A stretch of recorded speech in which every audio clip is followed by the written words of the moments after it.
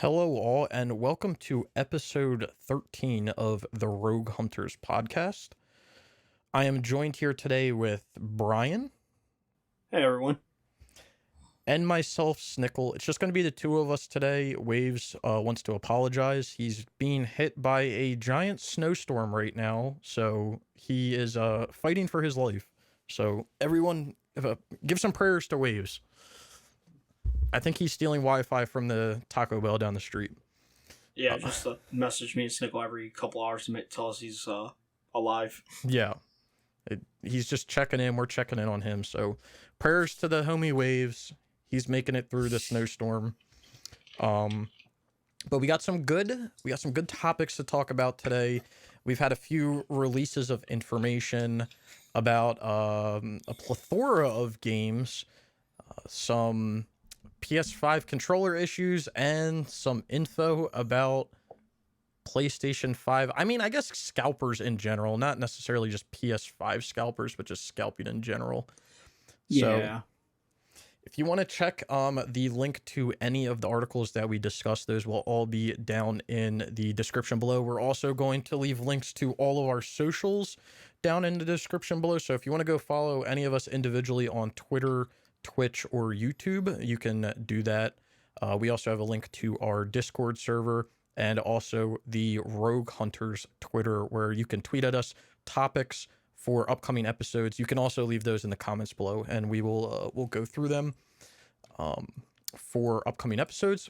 But anyway, with the shameless plugging out of the way, let's get to the age-old question. What have we been playing this week? What have you been playing this week, Brian? I've actually got quite a bit done this week. Since the last podcast, I got the Platinum and Concrete Genie. Nice. I just need to get a VR and get the 3 DLC trophies. Nice. I got the Platinum and Control, and I'm about 6 trophies away from 100% of that. And that game could be finally off my list and burn. And then I started boosting Resident Evil 6 with you, Snickle. So I have a few questions for you. Yes. So first off, Control. So I know you and I personally haven't played Control. I've seen a few things about it. I think I'm going to have the same thought that you guys have, where it's totally a dope idea, but I can definitely see it getting boring after a while. Are you liking the DLC better than the base game? I actually am. Okay. Because one of the DLCs has Alan Wake in it. It's like his story and all that. So I found that really cool. Oh, that's kind of cool. Yeah. And then that was the second DLC, I believe. And then the first one, it's like they like changed up the worlds a bit, but they added like a new kind of like power, like to get rocks to come out and move, or crystals, whatever the hell they are. Mm-hmm. So I am having a little bit a better time with the DLC. I think because it's shorter, so it's not as bad as like the actual game itself. Yeah. Do any of the DLCs or like the base game, does it leave the story in an area of like there could be a sequel? Alan Wake actually does, and I'm not sure if it's going for like a Control 2 or what was the other game with Alan Wake. I can't remember it. Was it just called Alan Wake? Yeah, but it was talking about a creature and all that, so I'm not sure if this takes place before Alan Wake or whatever. I'm not sure. I'm doing a little research right now because I'm not familiar with the Alan Wake game personally. Right. Well, it was talking about like a creature and all that, so it's the worlds are combined then, so they're in the same universe at least. Okay. So I thought that's kind of cool. Yeah, that's I like when games like cross like that are like. But it's not like corny. Right. Like, the second DLC is like Alan Wake telling you a story and what's going on, and like you're hearing his story little by little, and you're like, okay, well that's kind of neat. Yeah. Okay. For me, I got bored with the game. So in the game, you could put on the modifiers and like put like 1-hit kills, and you could be invincible. I just did that just to get the game over with. How long does it run for? Let's see. I don't. Oh, I wish my PS5 was on. I could tell because it keeps track of those stats, actually, how long you played a game for. Just wondering, like, a rough... Like, I can definitely see the whole concept of, like, if the cheats are there, use them. Especially if you're just trying to get some shit done. Without the cheats. But I would say the game's maybe 15, 20 hours. Oh, that's not bad. Not even, probably a little less than that. It's not that bad, you know, but, like, the game caught my attention. Because I was like, alright, well, it's a neat idea. But I'm like, but it's the same thing over and over. The same shootouts, like, alright, it's just in a different area. Use your powers. Shoot these damn things. That's really it. Yeah, I can totally see how. And then the mini-map can be really annoying sometimes. Yeah. It's funny because I always, you know, recently I've been on the trend of, like, I could really go for, like, a good, like, linear game. Mm-hmm. And then you get a linear game. Not saying it's good. You get a linear game, and then you're like, God damn, man, open world games are fun. Exactly. Like, I'm sitting here, I'm like, alright, I took a break from, what was the Tomb Raider. I'm like, alright, well, this would be a nice break from doing this. Mm-hmm. And I was doing Concrete Genie at the same time, and I enjoy Concrete Genie. I like the idea, how they do it, and it helped because I had my nephew. He was in here watching me play. Mm-hmm. And it's more of a kid's game, and he was really enjoying it. I'm like, alright, cool. I'm like, that kind of helped, though. He bought and seeing a game that he kind of likes and all that. Yeah. Yeah, Tomb Raider's weird because, like, Tomb Raider is the same way where, especially, like, Legend Anniversary and, like, Underworld, they definitely can, like, get and feel repetitive, but I think that they don't because they, like, know their stay. They don't, like, overstay their welcome. They're like, we know we're, like, a, 10 to 12 hour game. Like, we're not going to just add, like, unnecessary shit. Plus, the other thing that I really like about those Tomb Raider games, and I guess it kind of ties into, like, Uncharted games, is, like, the puzzling in them is, like, very satisfying to do. Oh, yes. Like, and that's why I don't mind that Tomb Raider being, like, on the rotation, because by the time I get back to it, I've done, like, 2 different style games, and I'm back to that. So, I get a nice little break from it. Yeah, I'm looking forward to how the newer ones play, because I think, like, Rise and what's the other one? Shadow? Yeah, I think they're more, like, open. They're kind of like an open style. They're kind of like how, like, the new Hitman games are, where, like, they're still, like, a level, but it's, like, I think it's open world-ish in a way. So I'm kind of, like, intrigued to see, like, how they kind of work. Or I guess, like, a good example would be, like, do you remember, okay, I love this level. Do you remember the level in Uncharted 4 when you have the Jeep? Yes. That is my favorite level in, like, any Uncharted game, I think. In Africa, right? Yeah. It's literally, like, an open world, but, like, there's different like, they could literally make a game just in that style, and I would love it. Yeah, you know what? I think that and Scotland were 2 of my favorite areas in Uncharted 4. Oh, Scotland was phenomenal too, yeah. They also added a level like that in Lost Legacy as well. Oh yeah, that's right. So and what was it?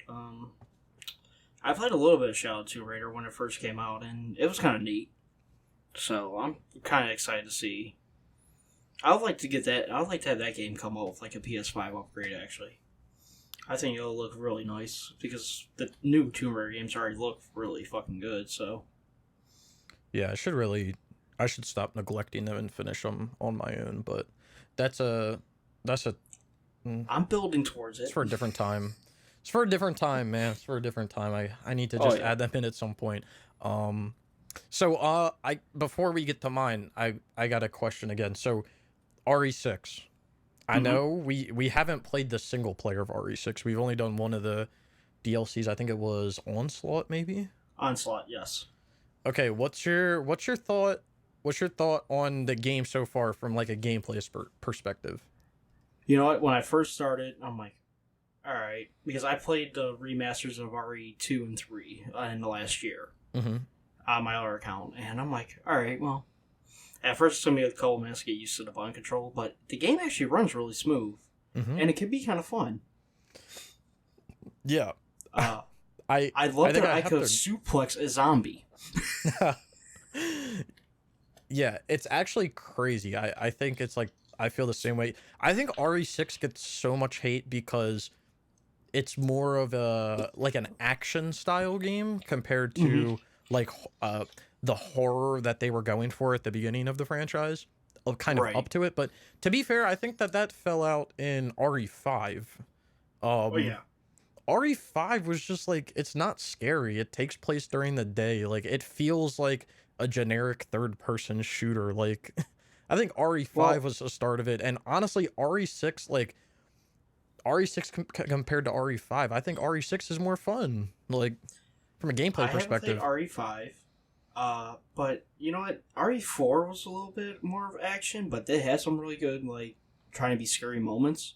But RE7 is where it came back. You're like, all right, this game is meant to scare you. It's meant to be make you on your edge of your seat and make you give you a couple jump scares.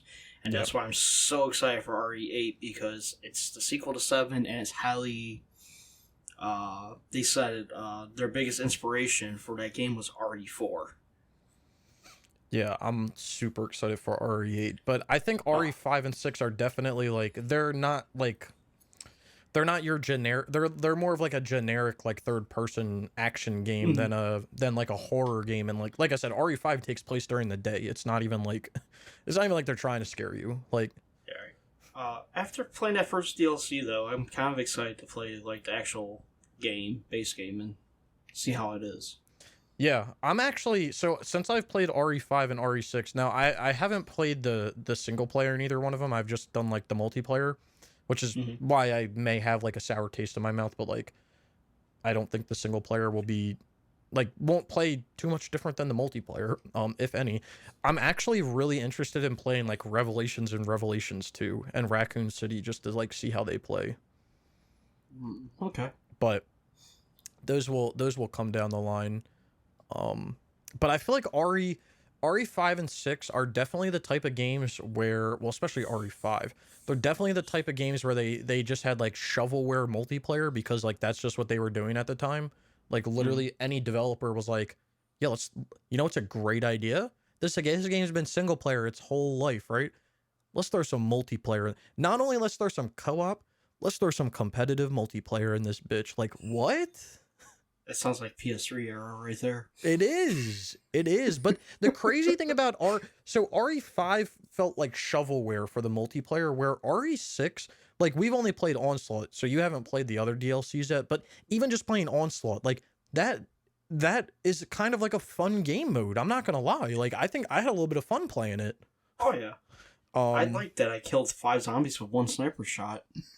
I mean that does happen sometimes. But I just think I think that that's like at least with RE6, they added creativity to their multiplayer, Mm-hmm. where it wasn't just like shovelware. Like they actually had like cool game modes. Like again, we've been playing Onslaught, so like that's the one that I'm referencing. But like that's cool. Like we both have zombies that spawn. If I kill 10 zombies and then I can like manually send them, and then I say see you send them. They get sent over to Brian's map, and he has 10 more zombies now than what he Yeah, has. And then if he kills 30, you can only go up to 30, but if he gets a combo of 30 kills, he can send all 30 over to me. Like it's kind of crazy. and you get a trophy.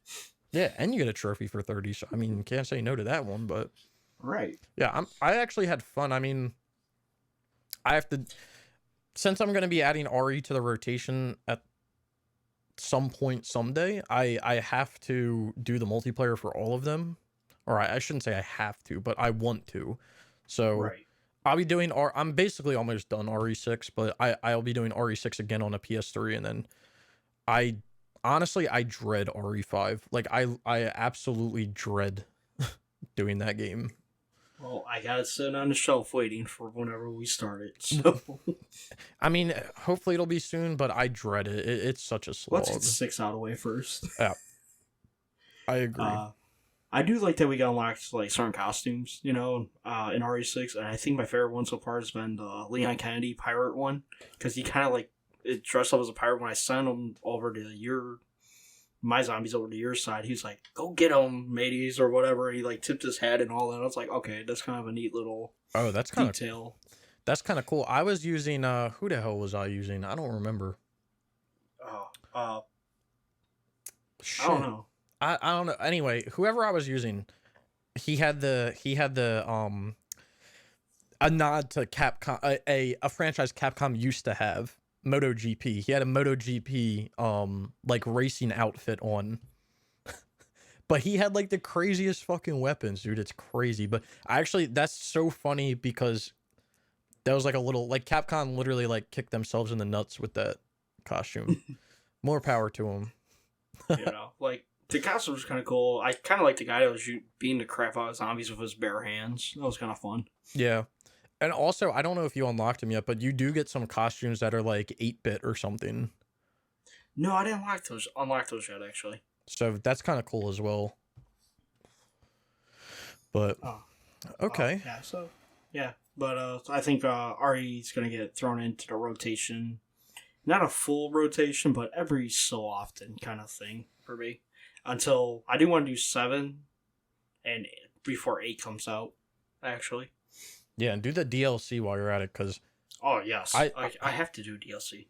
I stayed away from that DLC for so long, and I regret it because it was so much fun, and everyone was complaining about, the what was it, the The End of Zoe DLC. Oh, it's so hard. End of Zoe's so hard. Oh, the banned footage volume 2 is so hard, and oh, you're never gonna be able to do Not a Hero. They were not hard at all. I mean, yeah, I watched you do it on stream. yeah, there might have been some frustration, but like, I, that's a whole topic for another day about, modern day trophy hunters just, oh, I have to do this 3 times to unlock it. I can't get it my first time. Like, yeah, you actually have to put a little bit of effort in. Man, I gotta learn on what not to do. Yeah, Huh. yeah. Welcome to Capcom. Wow, I actually have to learn how to play the game. Wow. It sounds like a Capcom game.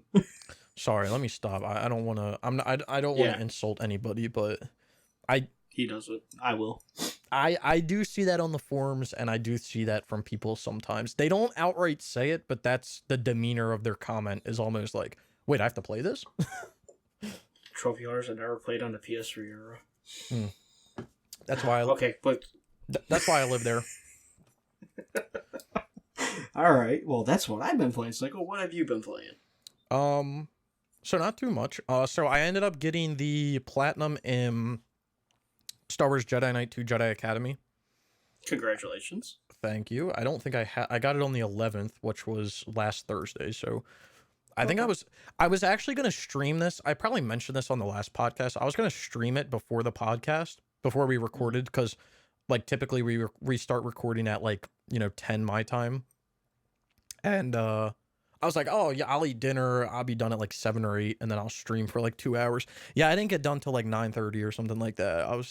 It's kind of annoying, but anyway, I got done Star Wars Jedi Knight Jedi Academy, and I gotta say, I mean, I think I've said it a lot, but like those games are like so underrated, and I feel like so many people haven't played them because they originally came out on the PC, and still so many people have not played them. Like if you look at the player count for these games, like Jedi Knight Jedi Academy has 2,500 game owners, and Jedi Knight 2 Jedi Outcast, which came out before it, has only 7,000 game owners. Like, why do these games have why is no one buying these? They're so good. But Man, yeah, isn't that crazy? holy shit! I didn't realize that.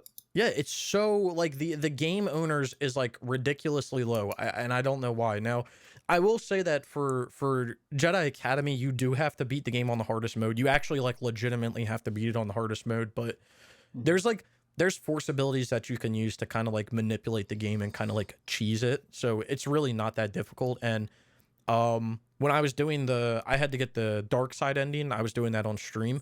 I actually had to do like a few boss fights on the Jedi Master difficulty, which is the hardest difficulty, and like I beat a bunch of them on like my first try. And I was just like, I thought like compared to Jedi Knight 2 Jedi Outcast, I would say Jedi Academy is easier, but it's still like there's so much fun to play. Like anyone who likes Star Wars, even if you don't like Star Wars, just like go play them. If you like a game with good combat, like their combat it's not going to be like some like Soul style combat. They're literally like their own style of game when it comes to combat, but like they're so much fun. And Jedi Academy has like so many different locations that you can visit, so it gives you a little bit of a Star Wars diversity.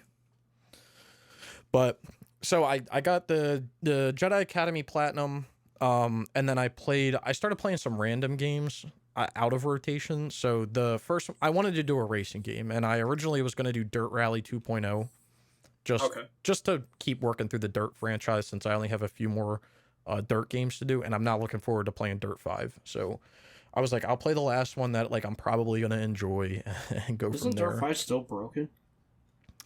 Probably. I don't know. I haven't paid I attention. know one of the to trophies was broken, so. Is it? Oh, fuck me. Well, I'm not going to get to it anytime soon, but I was going to play Dirt Rally 2.0, and then I was looking through my list, and I was like, holy shit, I have a game on here that I did the multiplayer for that, like, is a phenomenal game, and it's Wreckfest. So I ended up playing Wreckfest the whole week, and I'm basically done it. I have the platinum. I'm just waiting to stream, so... the trophy has been fixed, it looks like. Okay, so nothing to worry about there. Thank the Lord. Yeah. Yeah, it was Drive 1,000 Miles was one of the trophies that was glitched. Talking about driving 1,000 miles, can fucking Skater XL fix their damn trophy to skate the kilometers? Because that shit's still broken. Is it still broken? Around the world, that, man. Travel over 40 kilometers in total.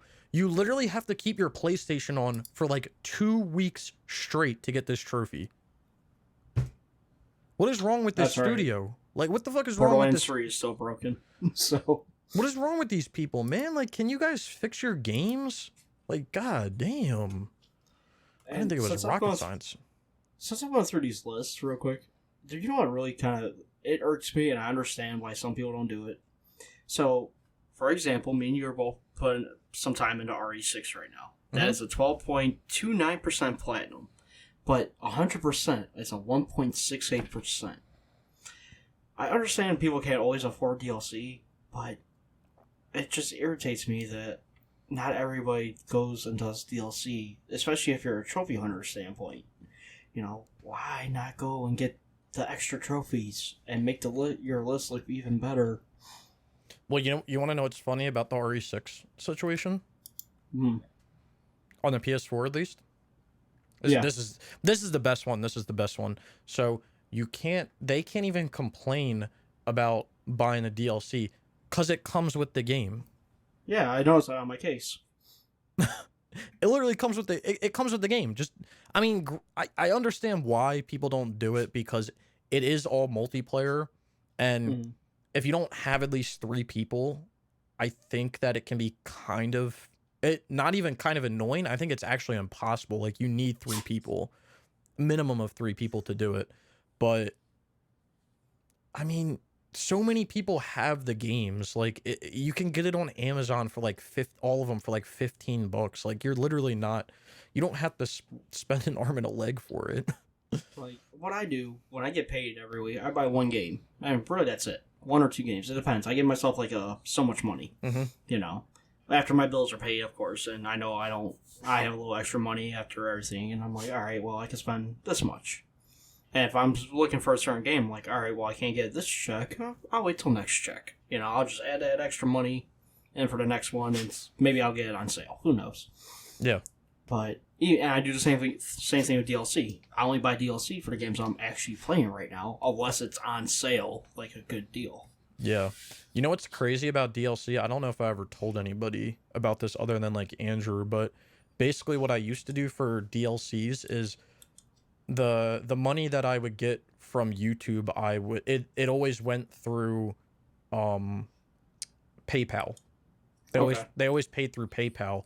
But then for some reason they switched it up. Now they do direct deposit. But anyway, when I got it sent through PayPal, I would always say, so if I made whatever $120 in 2 months or whatever, I would take that $120 and I would literally buy DLCs with it. I would say, okay, I have $120. I'm buying all this DLC. So basically, my YouTube money was going to buy DLCs for games.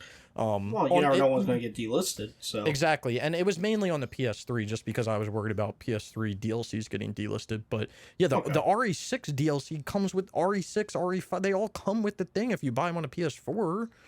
Right. Well, you know, like I understand, some people can't afford it. that's fine. I've never heard. Go ahead. Just play the base game if that's all you want to do. Do what you want. But for a trophy hunter standpoint, really, you kind of could get it done. Just get a small group together, knock out a couple Saturdays, a couple hours every Saturday or whatever, or when everybody's free, and yeah. So I think the main issue with that is, well, and we kind of talked about it last week, and I'm probably going to talk about it again for a few minutes this week, but I think it mainly comes down to just people don't know how to communicate, especially trophy hunters, especially, I should say, gamers, because most of us are introverted people typically.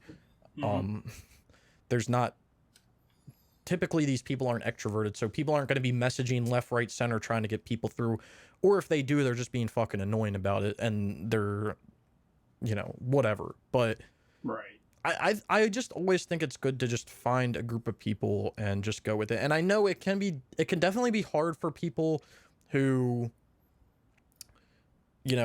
I guess I don't want to say like don't have like aren't on like social media and stuff like that, because people probably think, oh well, you guys probably have people that ask you all the time. I mean, if you want me to be honest, not really. And even if I put a tweet out to say like, hey, we need people for this, usually don't get people to respond. Like, the only reason I game with the people that I game with is because we boosted a game together. We like we like playing with each other. Right. And we keep playing with each other. I mean, that's how it's always worked for me. I've always boosted games with people and been like, oh, I really like boosting with that person. I'm going to continue boosting with them. Like, it's actually funny, back when I played the original Destiny, when I met like I had like a group of like, a dozen people that I used to play Destiny with daily back in like 2014 when the game came out, 2015. Mm-hmm. All the way up until like Destiny 2 died. We literally would play all the time. And the whole reason that group started was because I was only trying to beat the raid in Destiny 1. That's all I wanted to do, just beat the raid. So I was on the forums and I was looking for groups because it was pretty easy to find groups of people. So I found a group and I played with them. And I just remember playing with this one guy who had like a wacky ass accent. He ended up having like a French accent, or he was from France. Okay. So I remember playing and I was like, yo, I remember that guy. So I friend requested him, and then I was talking to him, and then he knew a person and I knew, and then that's how our whole like group kind of like grew into, playing every single week. And I feel like that's how it should be with trophy hunters. And that's why I would suggest like anybody, like if you're going to do this, like, first of all, be on some sort of external network. Don't use PSN messages as a way to communicate. Yeah, just join our Discord, actually. Yeah, you can join our Discord. You can create a Discord and create a Discord of your own and invite these people. You can create a group DM in Discord. Like, have some sort of external networking other than PSN group messages, because I don't know about you, I fucking hate PSN group messages. I honestly do. They're the worst thing that have been invented. I wish Sony would remove the ability to do group messages on the PSN, like on the PlayStation, because it's so fucking irritating. I actually turn my messaging off unless you're my friend, because I'm fucking tired of it. Like, I turned mine off because of Doom 2016, but that's because people are yelling at me. Yeah, well, that's kind of funny, I'm not gonna lie, that's kind of fun. I love when people would message you, like when you do shit like that and they message you and like send you like a death threat or something. It's like, cool, bro, have fun. It's a fucking game. Ruining this experience. That's cool, man. Next game you can kill me 50 times. I don't give a shit. I'm just here to get some XP, my dude. Like, win or lose, I'm getting some XP. Like, that's all I'm here for. Jumping up and down nonstop for fucking 6 hours a night. Yeah, don't worry about me, my man. But yeah, I totally see what you're talking about when you mean like you're getting the DLC for free. Just do it, or at least try, like, give an effort. Like, a lot of these people will just get the platinum and leave it there. And I know a lot of people that, I mean, none of us, I think, or people that are watching this, I mean, I don't think any of us are really, I mean, thus the name that we picked for the podcast. We're not we're the atypicals of the trophy hunters that we see. We try to complete everything. If the game's got multiplayer, we're going to go through it. If the game's got some bullshit DLC, we're going to do it. If it's got some retarded ass, difficulty, we're gonna do it. We're We're gonna do it. We're whatever we got to do to get the It may take platinum, us a we're gonna while. do it. Yeah, it may take us a while. We may break a controller. We may jump out the window. Whatever it is. But guess what? We're gonna get it done. And I feel like some people don't do that. They see RE6 and they're like, all right, I'll play it. Oh, by the way, when I'm playing it, I'm gonna actually do it in co-op, so it's easier for myself. And then I'm not gonna do the multiplayer DLC because who's got time for that? I got the platinum. That's all that matters. So Like, I had one guy, because I put up the update on Twitter yesterday after me and you boosted. Like, oh, cool, we made some good progress on RE6 deals online, One guy, he's cool as hell. But he's like, I know RE6 had deals online. I'm like, yeah, it has online trophy. He's like, well, I was going to go for that platinum, so I'm not sure if he's actually going to go for that platinum or not now. But I'm like, just go play for the platinum then, dude. yeah, I mean, totally. And like I said, like, go and try to get the DLC later on or find people. I think the other thing that's really irritating about people, again, talking about mainly trophy hunters in general, is like everyone just wants stuff kind of like handed to them on a silver platter. So if they want to do the RE6 multiplayer, instead of creating the session and organizing everything and getting all the people together and figuring out how to do it, it's easier if they just find other people that are doing it and join them, or they say they're interested and then they never show any initiative to kind of organize what's going on. I'm personally having that issue right now with Grand Theft Auto 5 on the PS3, which I wanted to talk about as an upcoming game, but I've been having issues finding not really finding people, but finding what I'm looking for. I'm looking for consistent people to play with. I'm not looking for random people. I'm looking for 4 consistent people to play with every single whatever night, every other night, to play the game, get the heists done, and move on. And I think I've gotten to the point in that game where I messaged the one guy that was consistent and I said, hey, I don't want to leave you behind because you seem like a pretty cool dude. Let me know when you're free. We can hop on. We'll do this shit with 2 random people and we'll fucking move on and like fuck all these other people. Cause like I have people that join boosting sessions that are in Discord that accept my friend request but don't reply to messages. Like, how are you going to join a boosting session and then not even reply? Like, these people, we talked about this last episode. These people blow my mind. Like, I'm literally trying to give you the trophies. Just show up. Just respond and show up. That's all you have to do, my dude. You don't have to do anything else. I'm doing all the hard work for you. Like, so. That's the point of all this. We're all pretty chill in the Discord for when it comes to trophy hunting. And if you need a game done, you can even just message one of the mods, Mirror Waves, or even Snickle. And we have a list of all the games we all are interested in.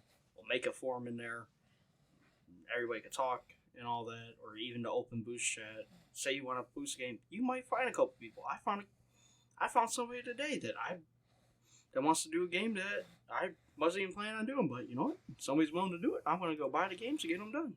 Yeah, and I think a lot of, like, there are people that definitely come into the Discord and then go into the open boost chat and they're like, anyone want to do this? And no one really responds. But I think part of it is you it sounds shitty, but you can't come in and ask for like some obscure ass game. You can't come in and be like, hey, anyone trying to do Dark Awake on the PS3? Like, first of all, Dark Awake only has 1 recent player, so you're probably the only recent player. So the chance of you finding a person to do that is slim to none. Let's be honest. I mean, I've been asking to find people to do NBA Live 19 for ages, and I still can't find people. And that's a big ass sports game. Like, and I still can not find somebody. But like, I think you have to kind of come in with a game that, people actually want to do and then kind of go from there. And even, I mean, I wouldn't suggest using the @everyone, but No. if You might get a couple people kind of be like, what the hell? You'll probably get a few messages you weren't expecting from people. I don't even know if people can join an @everyone. I don't know if it's possible, but like, yeah, I mean, I would come in and say it. Yeah, I would come in and say it and just, see what happens. Like I said, we're all chill. Typically when we're doing games, we kind of already have a group of people, but like, there are games that I want to do that I haven't mentioned that if someone wants to come in and say, I'm interested in doing this, I would probably be like, okay. A lot of them are PS3 games just because those are the hard multiplayers. But if people were to come in and ask, we would definitely organize something. Like, the two games I'm probably talking about is the Ratchet and Clank Onlines.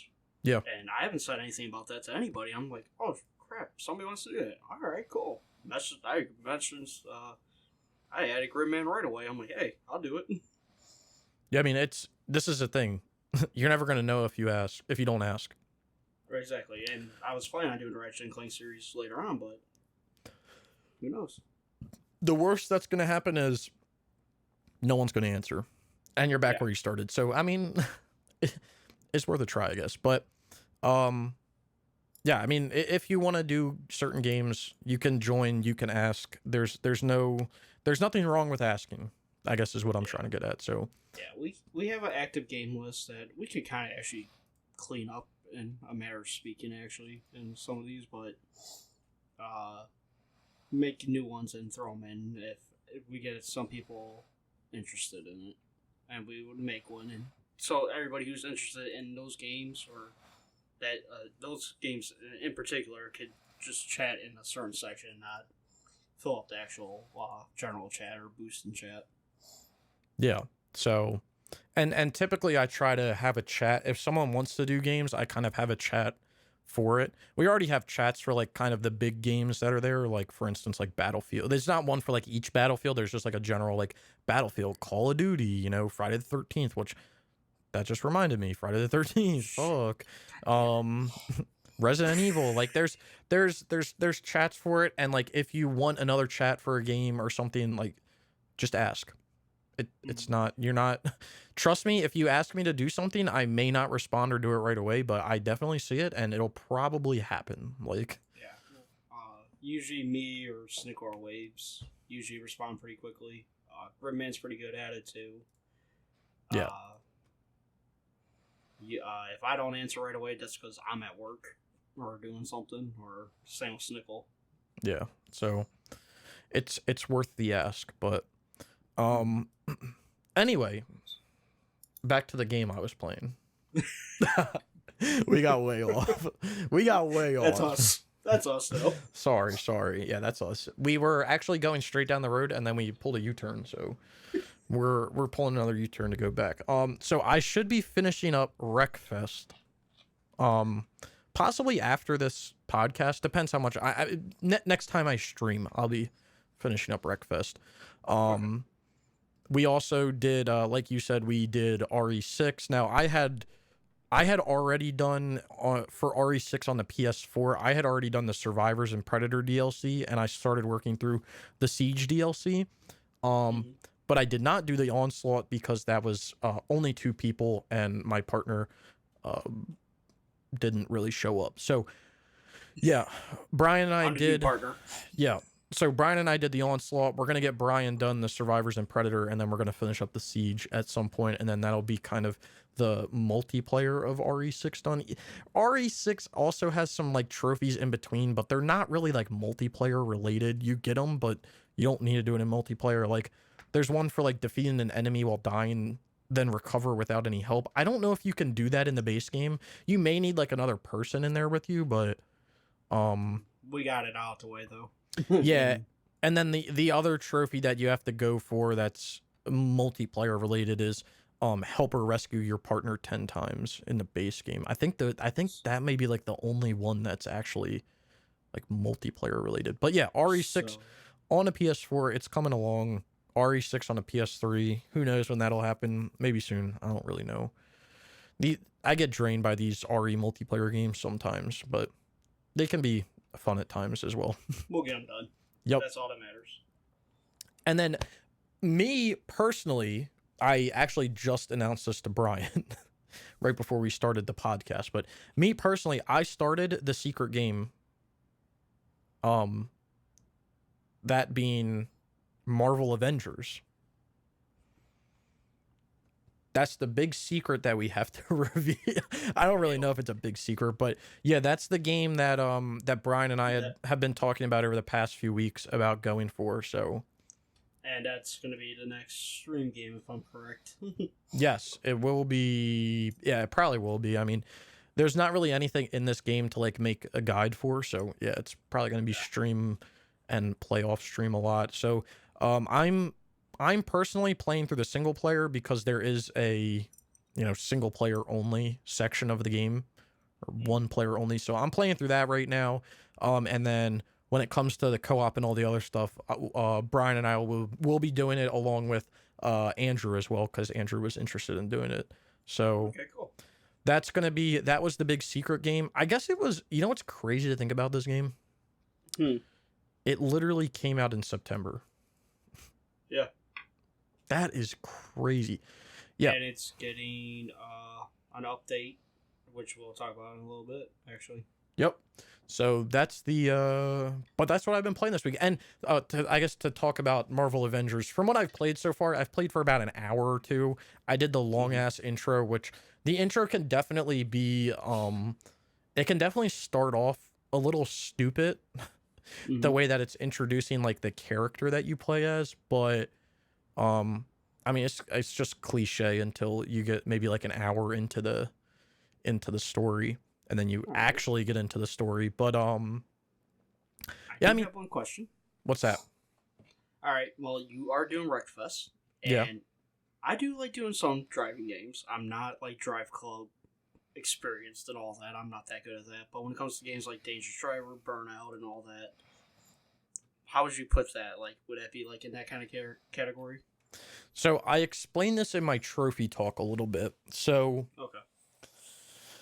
Wreckfest is the type of game where it's gonna lean more towards the simulation. So if you had a graph, and on one side you had a simulator like Gran Turismo, Assetto Corsa, a true simulator game. Okay. And then on the other side you had something like Dangerous Driving, something that's completely arcade. Wreckfest more leans towards the simulation side than the arcade side. Okay. But it's not bad. It doesn't make it hard.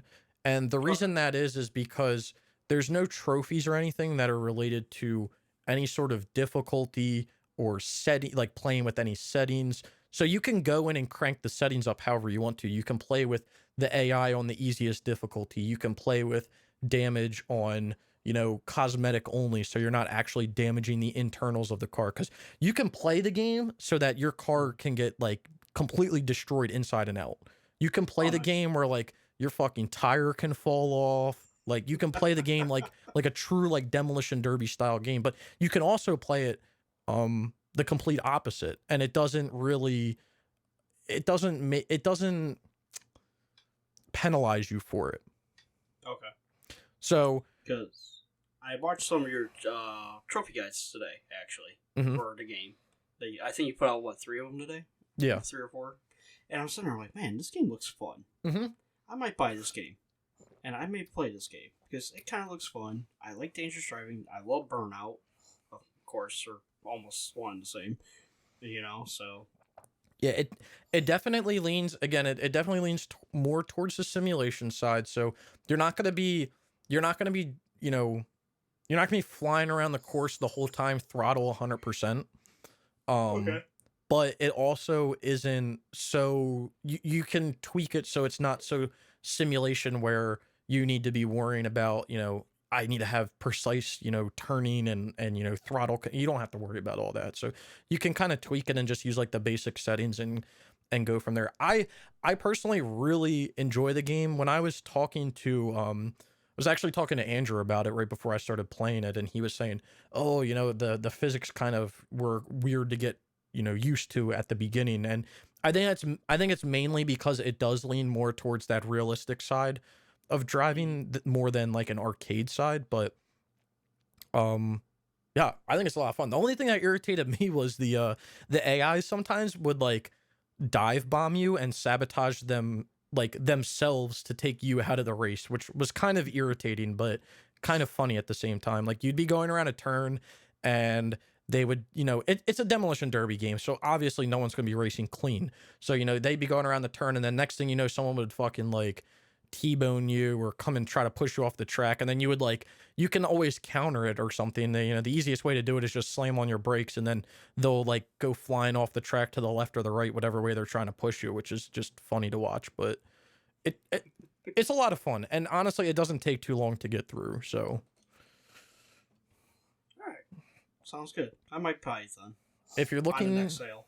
yeah, if you're looking into it, I would suggest that there's only one multiplayer trophy. It takes like 5 minutes to get, so All right. super easy. But I don't know. Did I talk about what I think of Marvel Avengers? You said that the intro was kind of weird. Oh, so yeah, so there was a lot of people that were saying, because I was actively like watching and reading things about the game before I got it, because I kept saying I want to play the game, but I won't play it until I get it for a good price, and then I ended up getting it like 50% off or something. I was like, okay, yeah, $20 yeah, Christmas sale. Me and you both. yes. I was like, okay, yeah, I don't think I can pass up on this. So, but like a lot of people were saying like, oh, the characters feel weird. They feel like grounded and like feel like slow and everything. And it's like they really don't. I mean, they feel realistic when it comes down to it. People were saying like the Iron Man flying feels weird. No, it doesn't. Like it honestly, like everything feels like realistic. Like the combos feel like realistic. Like I'm trying to think about like, so you know how like the new Assassin's Creed games try to be like realistic, but then when you get into combat, like your guy's just like sliding all over the place, and like you're like, what the hell is this? Like what the hell? Like what's happening? Like I'm like running around, and the animations are realistic. Then I get into combat and I put like roller skates on. Like what the hell? This game doesn't feel like that. Like it always feels grounded and it always feels good. People were complaining like the Hulk moves too slow. No, he doesn't. Like, just because he's not running like 200 miles per hour like he did in some other Hulk video game doesn't mean like he always has to move that fast. Like, that's a big hunk of meat. Like, he can't always be moving that fast. But I've enjoyed it so far. I've only been playing the single player, so I'm looking forward to getting into like the co-op side of it. But I think it's fun. The combat's fun. I mean, it's not really, it is button mashy, but it's not like Arkham style. Like there are like combos and stuff that you can kind of do. So it's interesting. Like the game interested me when it first came out, but not enough to spend $60 on. Oh, I had the game pre-ordered. I thought it was an awesome idea to be able to play co-op like with your friends, and someone can play Captain America and someone can play Iron Man. Like, it sounds fucking dope. But the only thing I really remember about it when it's first come out, people on other platforms crying because Spider-Man was going to be a PlayStation exclusive. Oh, boo-hoo. Cry about something that's worth crying about. Right. But you know what? I'll have to start probably this weekend after I get Control done. I think Marvels will get downloaded and stuff. Nice. Yeah, I'm not sure how long console. the campaign takes. I mean, I'm just, like I said, I've only played for about an hour or two, and I've gotten, I mean, from a trophy perspective, I've gotten 3 of the, or I guess technically 2 of the campaign trophies, and there's 1, 2, 3, 4, 5, 6, 7, 8, 9, 10. There's 15 of them. So, I mean, I can't see this game taking any more than 15 hours to get through, I would think. Single player. So it's really not awful. I mean, and the rarest trophy that I see when I'm looking through is completing 50 hive missions, which I think may be like the PvP or so. I don't know. The hive, you can pick the hive missions at the beginning of. I've done zero research on the co-op side or any other side other than the campaign side, but we'll get it done. I'm not worried about it. We'll get it done. That's all that matters. Yeah. So that's all I have been playing this week.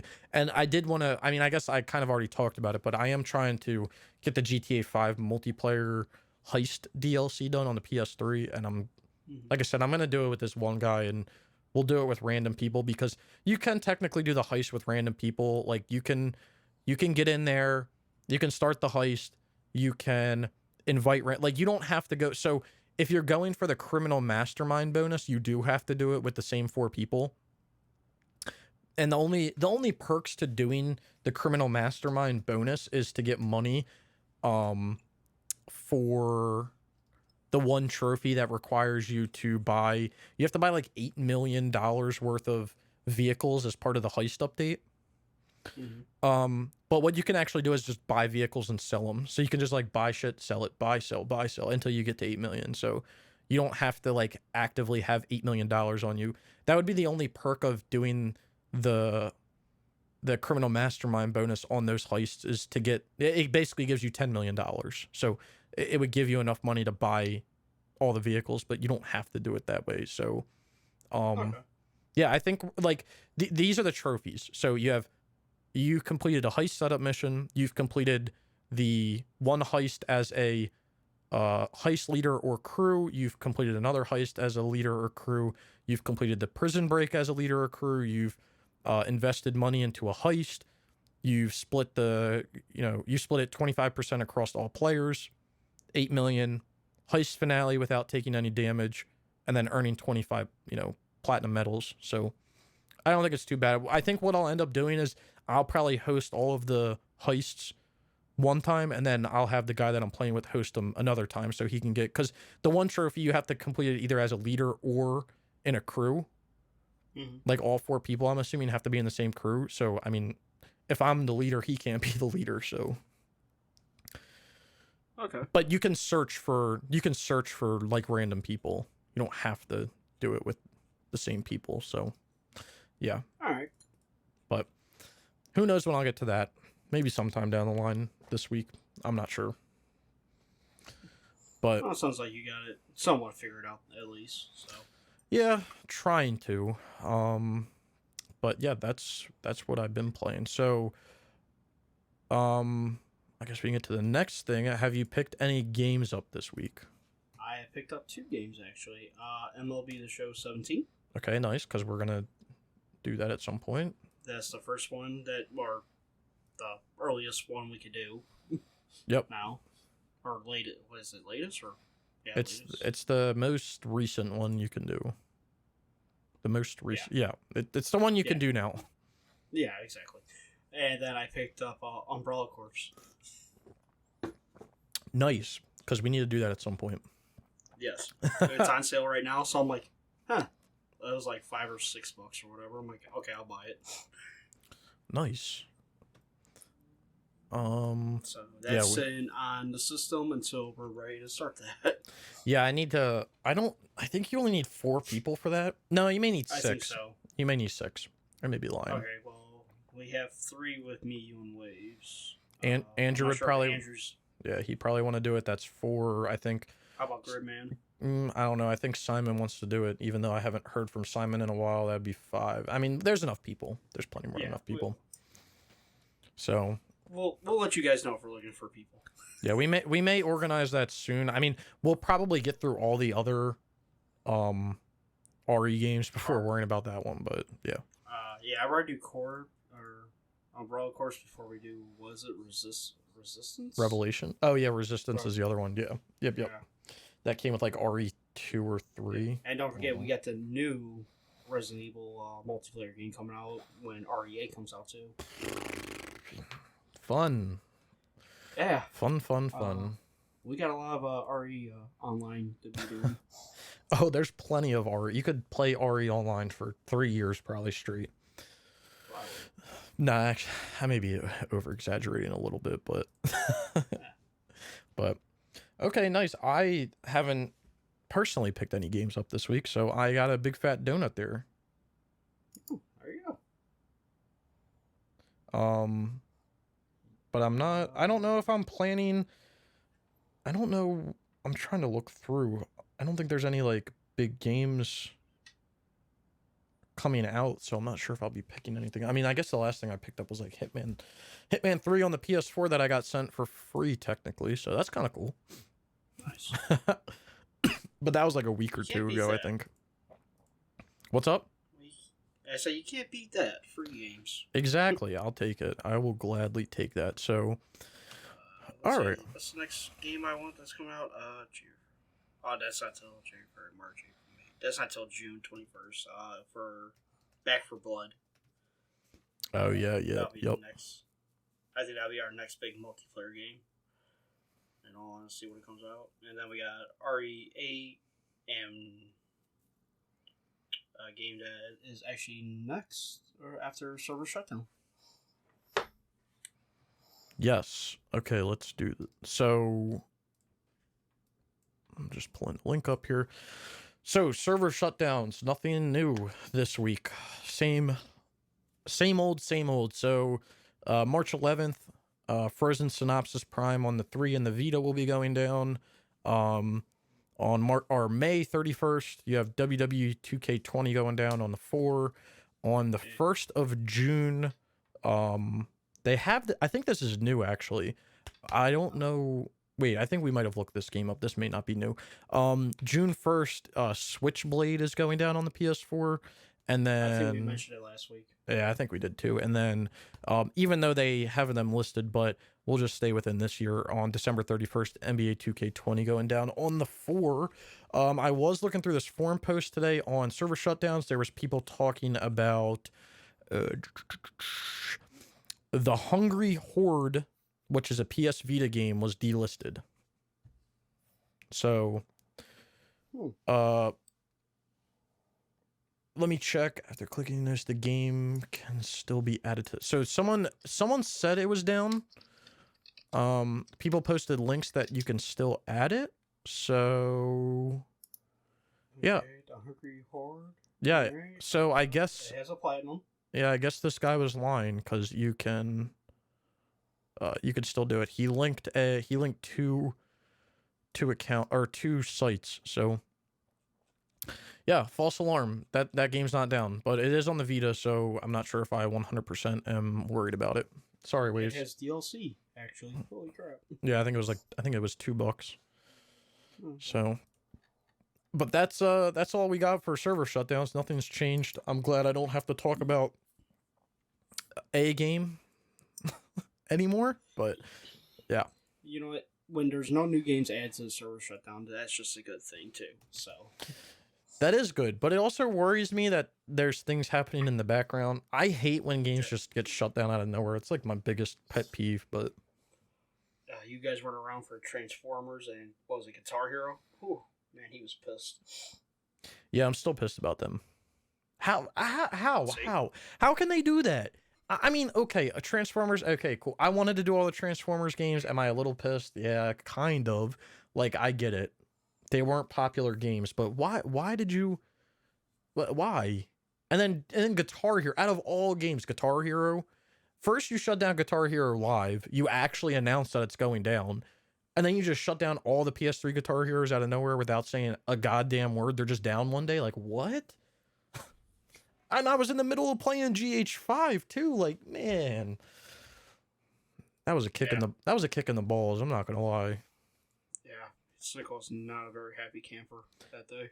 Yeah, He's still not, but he was even a worse unhappy camper that day. Yeah, I'm not a fan of just shutting servers down out of nowhere. I really don't like that. But we'll move away, because we are getting to the infamous 1 hour mark of doing our 1 hour intro, which I thought would be a little less than It's because I did a U-turn. Yeah, I thought it would be a little less than usual, because we're missing our good old pal Waver, but yeah, Who says hi, by the way.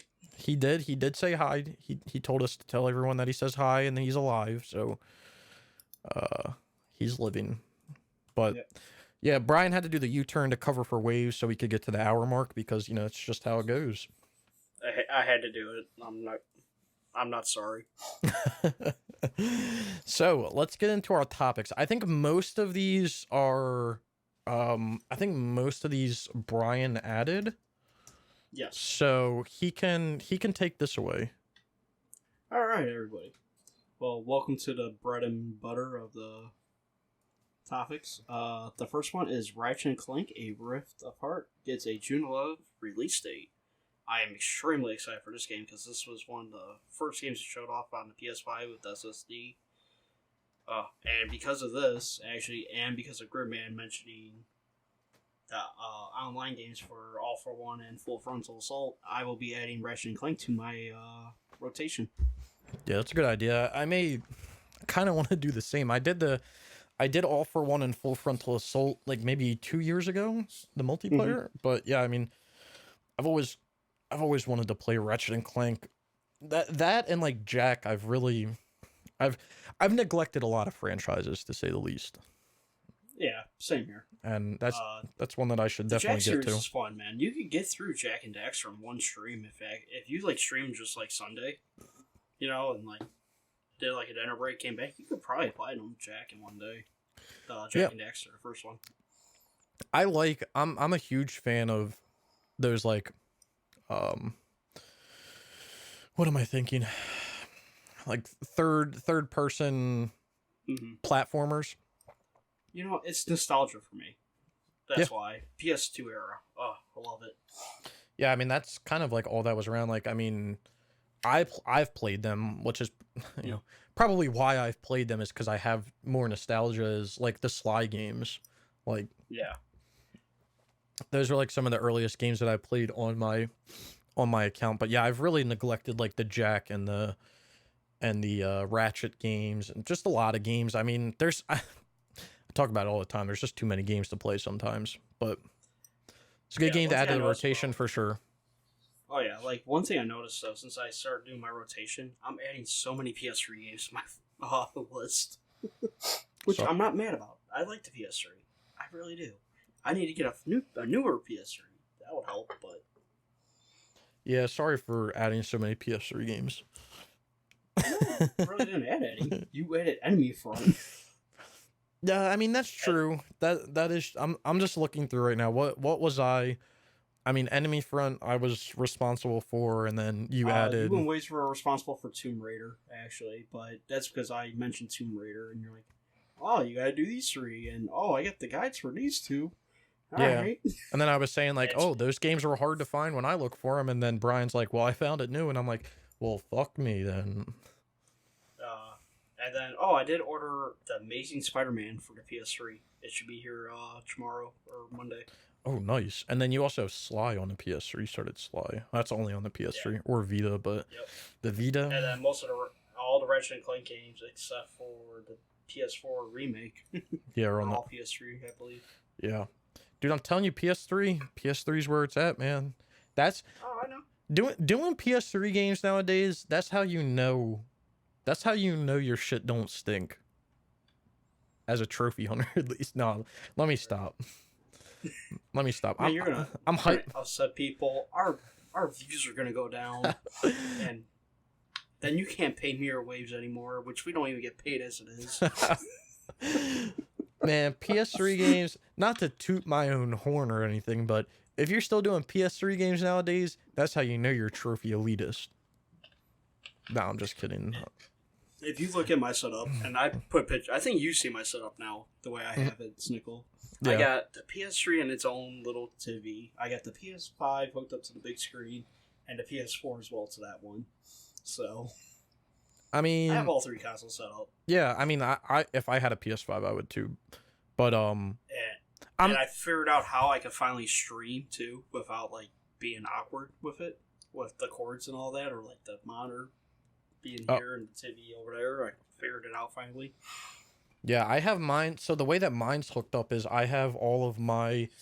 So typically, you would run your you would run your consoles into like if you wanted them to play all on the same TV, Mm-hmm. you would run them into like a splitter. So Right. you would have like four consoles plugged into a splitter, and then you would like an HDMI switch, I guess is what they're technically called, and then Yeah, you I would know what you're switch talking it. Yeah, you would say, okay, well, input one is my PS3. I want to play my PS3, so I'm gonna have input one go out. Perfect. The problem that I have is I have my consoles, but then I also have to run it through to my Elgato that I record with and my about. Elgato that I stream with. So then Oh, jeez. I add a whole nother layer in, but luckily they make something that does it, and it's actually called an HDMI matrix. So Okay. what you can do is the one that I have I think is I can't even find it anymore. This shit's ancient, but like I'm gonna use it till it dies. Um, but basically it's a 6 input 2 output. So I can have 6 things plugged into it, and then it'll Mm. output it'll give two outputs at the same time Oh, nice. so I can send it to two different devices. So I have one that goes to my computer and one that goes to, well, one that goes to my computer to stream and one that goes to my computer to record. That's why sometimes when I'm streaming, I'm like, oh, I got to switch PCs to record because I'm recording it on the one without like all the stream overlay stuff.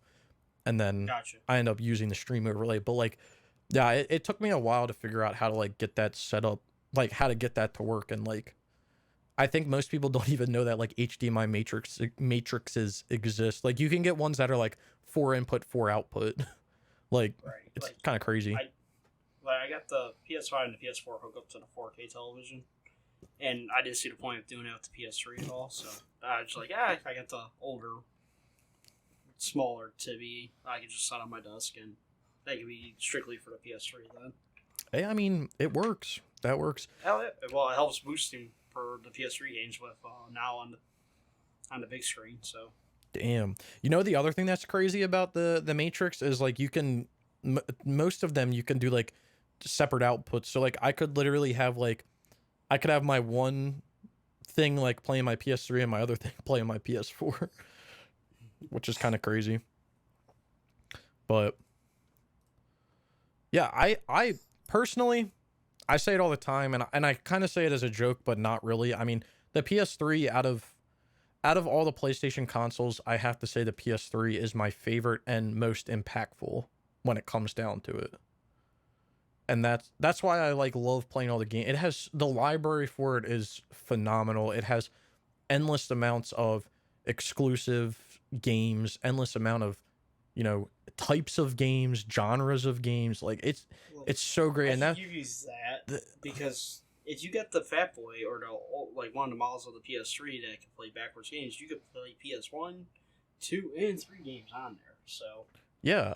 And the other thing that I love about PS3 games, like strictly just the PS3 like era, is like there's just so many like hidden gems of like games that like you wouldn't even know. And I try to play some of them on stream and I you know I try to find them too, but there's just so many hidden gems of games where like you wouldn't expect it to be good and then you play it and you're like, holy shit. Like one of the ones that I remember that happening to, and I had like a multitude of people come in and say like, I wish I found this game before, was Jurassic the Hunted.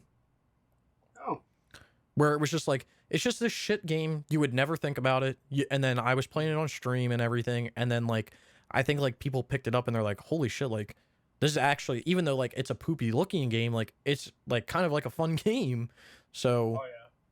Well, when I think PS3, you know, I think about games that were introduced that are a huge franchise now.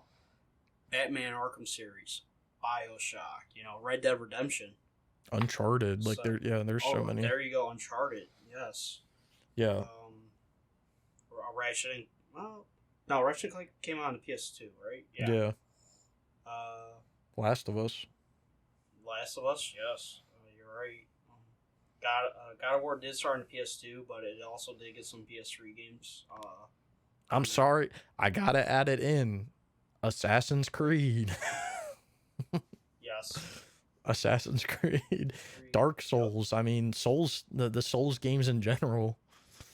I mean, there's so many games that started on the PS3.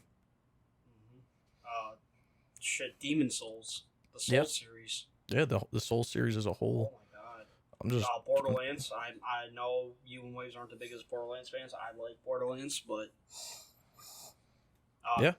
Let's see. Kingdom Hearts came out on the 2, right? Yeah. Yeah. Yeah. Shit. Yeah, I mean, there's definitely like a handful of great games that came out on the PS3. Midnight Club. Midnight Club was 2. Really? Yeah. Wow. Yeah, you're right. Holy crap. Def Jam was PS2 as well, I believe. Yeah. Yep. Vendetta It and was. Fight for New York were PS2. Yep. It was. Damn. Yeah. We need a Def Jam remake. I'm just saying. Def Jam remake. Hey. I think everyone's been asking for that. Oh yeah. I just love the games. There's such a diversity of games. There's There's your poopy games, there's your hidden gems, and every console's gonna have its hidden gems. But I feel like the Oh yeah. PS3 just has more. You got your movie tie-in games, which are actually surprisingly pretty good. Some of them are not, but some of them are actually really good. Um, Saw. yeah, the Saw games, which a lot of people don't like, but I will agree to disagree with them. Um, it's just some stuff you don't just get nowadays. And I'm also biased because yes, I did start trophy hunting on the PS3, so I think it kind of put me into playing different types of games. I'm not, granted, before I did, like on the original Xbox and stuff, I did play a lot of I'd played a variety of games. Same thing on like the Wii, because that's what I played on before, but um I think the PS3 just included me to even more of variety of games Oh yeah. compared to what I was just playing on before. But yeah, it's Yeah. actually it's good to hear that Ratchet and Clank is going to continue to put out games, and I'm glad that they gave it an actual name and they just didn't have it as like a reboot. I'm I, Actually, I'm is this glad. the first PlayStation game to hit its fourth generation? Actually, That's crazy. yeah, because it started on it too. To be So yeah, it's its fourth generation. Two. I'm doing my math right. Yeah. yeah, to be fair, it only had one game on the 4, didn't it? Yeah, it just had to remake, and then that sold pretty well for them to make a new one, and I'm so excited for the new one. I don't know about you. We don't have to harp on like these random topics. We can keep moving on, but I don't know about you and I don't know about everyone else, but are people tired of like the whole like concept of reboots? Yes and no. Like I'm I'm just kind of tired of it, man. Like I kind of am, and I get the purpose behind it because they're trying to reboot the franchise, but like, can we give it a name? Like, don't just call like when they rebooted Ratchet and Clank and they just named it Ratchet and Clank. It's like, okay, so now you have to deviate by saying Ratchet and Clank, whatever the year. I don't even remember what year it came out. I just call it PS4. Yeah, PS4 Ratchet and Clank or OG Ratchet and Clank or whatever. Like another thing, like another one that I'm thinking off the top of my head is like when God of War got like rebooted. Like I get that they reboot, especially with God of War 2018. Right. That's what they call it. I get that they rebooted it in a way where it's a completely different. The way the game plays is completely different to previous God of Wars. Right. Not only exploration but combat and just everything. It's a completely different game. But couldn't we give it a name? Why do we have to call it? Couldn't we call it God of War? Because everyone's calling it God of War 4. Like it's like that's kind of the name that everyone's deeming it to have. At least the new one's called Ragnarok, so you could kind of extinguish that in the series, But Yeah, it's just I'm just like I guess I get a little irritated just because of like the naming of it. Like can we I'm really glad that they named this Ratchet and Clank A Rift Apart and they didn't just name it Ratchet and Clank PS5 reboot. Like I'm glad that they did that because I'm like it's so hard to differentiate sometimes and I get that it's just like a few extra words, but it's like if we just did it in the first place, we wouldn't have to worry. It's kind of like when Hitman when Hitman came out. I mean, so Hitman gets rebooted, right? In 2016. By the way, that's what it's called. Hitman 2016. That's what people call it. Okay, cool. Then Hitman 2 comes out. It's just called Hitman 2. Well, there's already a Hitman 2. It's called Hitman 2 what is it called? Why is this drawing a blank to me? Because this is my fucking favorite game. Hitman 2 Silent Assassin. That's what's called. Hitman 2 Silent Assassin. So now we have a Hitman 2 reboot and a Hitman 2 Silent Assassin. And now we've never had one before. We officially have a Hitman 3, which I guess technically Hitman 3 would have been Hitman Contracts, but they called that one just Hitman Contracts. I mean, if we're just going to go with the whole like name, because they've always done that with Hitman games. They've always just kind of tacked on a name at the end, and that's what it is. You had Hitman, even though Hitman 2 was the only one that kind of did it with Silent Assassin, but then you had Hitman 2 Silent Assassin, Hitman Contracts, Hitman Blood Money, Hitman Absolution. Like they never put a number after it, and now they're doing the whole number thing. Like I agree with you because we got Doom 2016. Yeah, That's what we call it. that's true. And what was the R one? There's an R remake. Well, we'll just go with Doom 2016. Like, all right, yeah. I mean, I could. Could have came up with a different name. Uh, Wolfenstein. Yep. But they call that the new Colossus, right? It was the New Order was what the reboot Yeah, was. that's it. But there was one before it that was just called Wolfenstein. In 2009, they made a game just called Wolfenstein. It's called Wolfenstein '09. That's what people call it. But it was just called Wolfenstein. And I'll give Ubisoft credit because every game gets its own variation into the to what it's going to be As it Assassin's Creed. Yeah. And all that, like as it should. Yeah, as it should. As it should. If they remaster Assassin's Creed 3, it's called Assassin's Creed 3 Remaster. Now, granted, they haven't really had the reboot a franchise, so I guess that's why you've never experienced it. But yeah, all of their games have variation. I mean, I could go down my list. I'm going down my list right now. I could go down my list. I mean, you have games like Tomb Raider. It's just called Tomb Raider, the reboot. You call the Tomb Raider reboot, either Tomb Raider reboot or Tomb Raider 2013, I think is when it came out. It's just me personally. It just kind of irritates me because it's just like, I get it's just a differentiating thing, but like, it almost seems lazy is what it seems like. Yeah. But I get why they do it because they're probably also worried that if they pick a name that people don't like, that could also like deter people away from liking the game. Like if the God of War reboot was to be called God of War whatever they named it, right? People may be like, oh wait, hold on, this isn't God of War. You know what I mean? Which, like, to be fair, God of War they've varied what they've done. They've had sequential games. They've had games that have, a sub name to them after. Ascension, Chains of Olympus, Ghosts of Sparta. These were all games that had a sub name, or I don't really want to call it a surname, but like a sub name that comes after it, compared to like your mainline ones where you had God of War 1, 2, and 3. So is God of War reboot, is it part of the main storyline? Even because like people will start to look deep into that, like, oh well, 1, 2, and 3 are the main stories, where you have the other ones which are just kind of like prequels or like side stories to the main story. Okay, well, the reboot, what is that supposed to be to the timeline? To me, like, there's a reboot and then there's a remake. Yeah. So remake wise, Medieval kept the name Shadow of the Colossus, and I always consider Ratchet Clank, the PS4 one, just to be a remake. Yeah, that's all. Like the Mafia remake. Yes, exactly. Which was really well done. Yeah, they take the original game, the original concept, hopefully the original narrative, and they just upgrade it to new visual standards and gameplay standards. Demon Souls, Yep. So if it's a remake, I'm okay if it's staying the same. But if you're gonna revamp the franchise like God of War did, then I think you should change the name a little.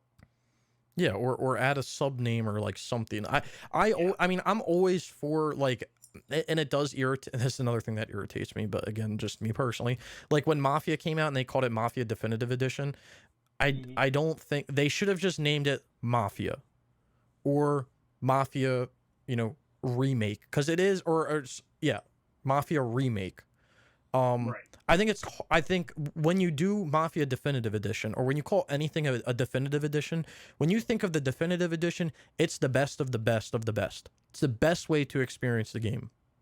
Tomb Raider reboot comes out with Tomb Raider Definitive Edition. It's supposed to be the best way to experience the game. Well, what happens, I don't want to think this way, but what happens 10 or 15 years from now when the PS6 comes out or the PS7 comes out and they decide, oh, we actually want to remake that remake?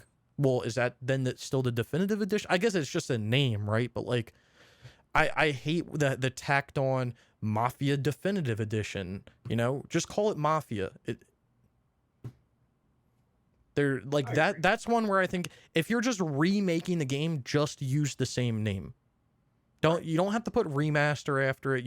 If someone's buying Mafia on the PS4, the first Mafia 1 on the PS4, and they're unaware that this is a remake of a game, then, I mean, do you really have to announce that to the world? Hey, everyone, just want to let you guys know this is the definitive edition. The original one came out 20 years ago. Like, do you really have to announce? Like, I don't think you have to announce it. Just call it Mafia. No, you don't. Call it a day. Move on. But if you're rebooting a franchise, I think you shouldn't just use the original name that was used. Right. So, again, side rant. We could move on. I just All right. I'm not the one making these decisions at the end of the day. I'm just putting my word out there. All right. Next topic is something we covered last week was that CD Projekt Red hack. Apparently, the info has been sold on the dark web. It's sad to say this, but I saw it coming. Yeah, I saw it coming too. Like, I don't want to say that, like, I didn't see it coming, but, like, come on. If someone has the info, did we really think that they weren't going to do anything with it? Even if CDPR, you know, does everything that they asks them to do you really think that they're just going to... No, they have the info. They're going to do something with it. I mean, it was a big risk for them to take to go in there and steal it, so they're just going to... They're going to take advantage of it. The first thing I would have did as soon as I stole the information is make a copy for myself. Hide that copy, make another copy, sell that copy, delete the original, and then sell the info. That would be the smart way to do it, huh? I guess. Don't do it, people. Bad. Yeah. No. But CD Projekt Red said they're not gonna. They said straight up out the gate that they were not gonna go into those, give into the terms. So as soon as they said that, that's when that dude's like, "Well, fuck you." Yeah, I mean, that's what I'm saying. Like, when they released that whole... me personally, when they released that article, I think that was not the right thing for them to do. They should have not done anything until something was impacted. Now, internally, if they felt like employees' information or something had been compromised, yes, 100%. If something had been compromised that would affect anybody's life, financially or health-wise or anything, yes, you need to disclose that to those people. But to disclose info to their fans, it almost felt like a pity party. Like, disclose the info to their fans, let them know, like, hey, we've been hacked, like, we're on it, but... And then they're trying to, like, strong arm the guy that has the info. That's not how I don't think that's how it works. Like, he's got your info. You can't say we're not going to comply with anything that he says. That, like you said, the second that they said that, this guy's like, all right, cool, see ya. There goes your shit. Right. It's my shit now. Yeah, like, that's crazy. I'm intrigued to kind of see where this goes for this to be on the dark web and people have access to their source code. I'm not really sure the extent of what can happen from this. But I mean, I guess all we can do, honestly, nothing could happen at the end of the day. That's why I'm a little confused that CDPR made such a big deal about it. Because as soon as it gets released, they can trace it. Dark web is totally different, but yeah. But I guess what I'm getting at is I feel like them putting the announcement out was just not the right thing to do, because if they had not drawn... Typically, the way you deal with any sort of conflict in any situation is you don't want to... you don't want to show... And you don't want to show anyone that it's affecting you. You don't want to kind of put that out there, because that's what these people are looking for. The guy who stole this info... I mean, yes, he might have been looking to sell it to someone externally to make a quick buck, but he was also looking for... I mean, maybe he did this so that CDPR was... Like, people almost looked at him like their security is shit. You know what I mean? Right. A lot of the times, if you just ignore stuff, it goes away. Now, like I said, if stuff is compromised, that's gonna harm people financially or their health. Like, yes, you need to disclose it to those people, but like if people are like bullying you on the internet, the best way to deal with it is to just ignore it. If you ignore it and you don't respond and you don't give in to what those people want, typically it'll go away. Will it go away like that? No, it's not going to go away in 2 seconds. But instead of these people doing it for months, they may only do it for days, and then you're done. So exactly. I think we talked about this like 2 weeks ago or something. Oh, yeah. I felt like they did not deal with this in the proper way. Yeah, but That's really all that topic was. It's apparently sold to the dark web. Nah. Saw it coming.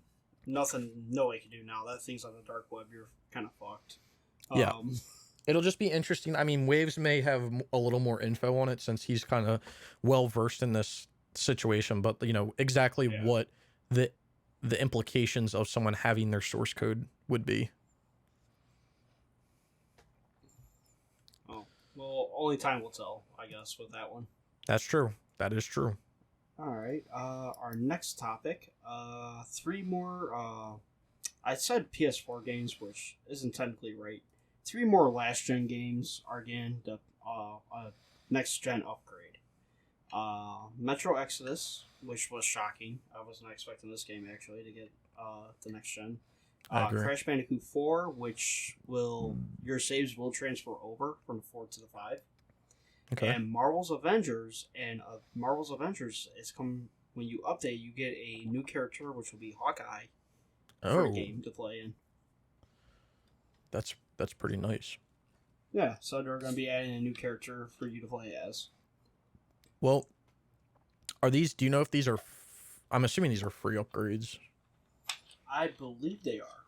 Yeah. I know Crash is, and I believe Marvel's Avengers, and Marvel's Avengers is getting a separate trophy list actually, as you saw earlier. Yeah, that one got put out. I think it was like a week ago, but I mean, it's good to see these upgrades. I mean, I think I go both ways with this because I definitely feel like these developers could spend more time in developing new games. I mean, it's like the whole discussion that we have with our remakes and reboot, or I guess more remakes and remasters. Are they worth it at the end of the day? Right. Would you rather see a developer, remaster your favorite game or complete or create a whole new game? Right. I think this is kind of the same stance, even though it's probably not as much. It doesn't take as much work to do it. It's just like, okay, instead of you working, instead of the guys at Marvel Avenger, or I guess it's Crystal Dynamics doing a Marvel Avengers PS5 upgrade, why don't we work on the Marvel Avengers? Why don't you work on a DLC or something like that? Like you can. I guess one of the things that confuses me, I get that it's a new game, so it has new visuals and everything, but like, is it really that big of a difference? And you're already able to play PS4 games on your PS5, so like, it's not like something where if it was PS3 to PS4, like you're not even physically able to play a PS3 game on the PS4. So like, I could understand like if they were going to put a PS3 game onto the PS4. Right. Sure, that makes kind of sense, but like, to me, when did Metro Exodus come out? That came out last year, right? That came out. I'm gonna look it up. That came out a while ago. It might have been longer. That one is why it's more shocking to me. Like Marvel's Avengers, that came out September. Yeah, Metro Exodus came out 2 years ago. Oh, so okay, so that's why that's a big shock to me for this one. 2 years ago yesterday. Okay, so that one I kind of understand. Okay, Marvel's Avengers came out in September. Crash came out October, right before the PS5. Yeah, I mean those both make sense. Those should have been slotted to come out. I mean, Marvel Avengers should have been slotted to come out like at launch with the PS5. Right. Well, same with Crash, because imagine Sony releasing Crash with the PS5. I thought that would have been cool alongside Marvel, Spider-Man, and Demon Souls. Yeah, I mean they really should have, unless like these patches really do take longer. But I feel like they had dev kits before, like they should have been. Yeah, I feel like these should have been like all launch things. Metro's so random. Like that's such a random. As a consumer, I'm like, all right, well, I understand they're playing the game of like when are the consoles actually coming, But also, these are developers, and they probably had a better understanding and time frame of when the consoles were actually coming out. But that could have been a tight secret because we didn't know until October, until like September, October until when the PS5 was coming. Yeah, I And that mean, new Xbox. you would assume that they would have some info on like a window of when it was released, but Mm-hmm. like if Sony's to come and say like, okay, we're releasing the PS5 in fall of 2020, and your game's Right. coming out in fall of 2020, wouldn't you think like, hey, we should? I mean, I don't know how the whole dev kit stuff works. I don't know if you have to request it. I mean, I'm assuming you do. They don't just send them out. Wouldn't you think like, oh, we should probably request this to see what the hardware is, and then just kind of almost port it over to the PS5 or something, or have a Oh, PS5 but they could. release. I mean, that's what all these other companies did. Ubisoft did it. Like even like Maneater came out on the PS5 like weeks after it came out. Like what? Like Crash 4, then they had no problems. But imagine Marvel's Avengers. Say they gave it 2 months back. They would just held it off for 2 more months. It probably would have released on the PS5 and new Xbox. No issues in the game. Fix their problems. And it probably would have sold a lot better. Oh yeah, if it sold on both consoles day one, they ironed out a few of the issues because I don't even know what the issues were at the beginning. I don't know if I don't know either. people were just kind of complaining because they thought the game was shit, or it was grindy. That's another thing that pisses me off. I mean, if you're crying because you have to grind a little bit, like boohoo, cry me a river, man. That's literally any game that requires you to get gear you have to grind for. They're not just gonna give it to you. And that's not even at a trophy hunter standpoint. That's just as a gamer standpoint. Yeah, that's literally any looter shooter. You have to grind. Look at games like RuneScape or Destiny or Borderlands. Like they don't just give shit to you. You have to sometimes you have to grind for it. It's just how it works. It's RNG related. Like that's just how it is. You know how many times I had to farm 4 vending machines and control for the trophy? Quite a bit. And I got lucky because I figured out how to do it. And actually, I got to thank Waves because he's the one who warned me about it and told me I could farm it. So thank you, Waves. Well, I'm glad they're coming to PS5. I'm glad that games get released to different consoles because it exposes it to other people. Some people don't have a PS4. They are going to have a PS5, but you can buy PS4 games, I'm assuming, on the PS5 store to play on your PS5 because it's backwards compatible. So yes. I don't really understand why you have to do like a whole upgrade with a new trophy list and all that. Like I don't know. One thing I love about the PS5 with the store is that how it's built into the system, and I could order every game in alphabetical order. Well, and you could search the games a lot easier. They finally put a deal thing on there, which was kind of irritating that they didn't have that at the very start. Yeah, I never understood why they. You know what I never understood about the PlayStation Store? Why did they remove the search feature and they put that stupid fucking feature where like you would have to go to the S and then you would go over a letter and then you would go to you know what I'm talking about? Like you wouldn't type it. Yeah. You wouldn't type it out on a keyboard. You had to like find it, move over a letter, find it, move over a letter, find it. Like you were playing like a puzzle or something. and then on the this was like notorious on the PS3. You would search it and then your search history would show up on the right.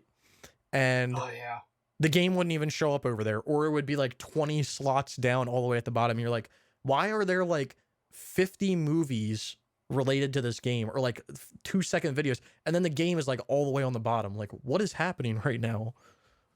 Right. The PlayStation Store and the PS5 is so much better.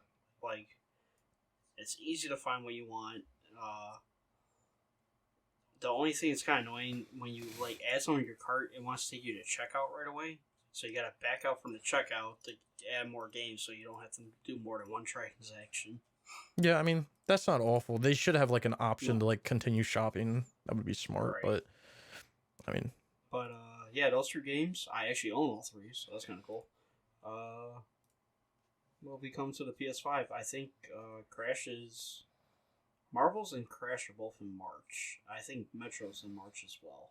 God, I still don't understand Metro wanting to. I don't know either. But to be fair, they did make like a Metro remaster of 2033 and Last Light. Yeah. And Last Light was on the PS3, and I didn't understand that, but more power to him over there. So, do what you gotta do. Make that money. My question is, are they going to have like a physical release, which I doubt because they're just updates. So, I mean, they might, like, especially. I mean, well, Maneater, Crash yeah, and Marvel might, but Metro yeah, maybe not. Yeah, maybe not. like Depends. Maneater got a physical release for the PS5. Yeah, So which kind of confuses me, but hey, I mean, do what you gotta I'm do. surprised that game got a physical release at all. So our next topic is something we're going back a few weeks ago. Ubisoft is making a new Star Wars game. Don't expect it anytime soon, from what I was hearing from some people and what people were hearing. It's still in the early stages of development. All I have to say is take your time and give us a good Star Wars game. Yeah, I was reading things about this where they were saying that this Star Wars game is going to be like revolutionary, a game changing game. Um, Not really sure what that means from Ubisoft standards, but Yeah, that's my question there. I mean, I could list a plethora of things that I think would be game changing or phenomenal to see. Um, Mm. if it will happen, I mean, time will tell. But um, I'm actually really I think I said like a year ago. I don't even know if this was like on the record, but I said I would love to see Ubisoft make a Star Wars game, and the dream is coming true now. So I think you said it once on stream or once in a boost. I think we're boosting Star Wars Battlefront when you talked about that. yeah, and it's not. I didn't want Ubisoft to make a Star Wars game because Ubisoft makes the best games or something.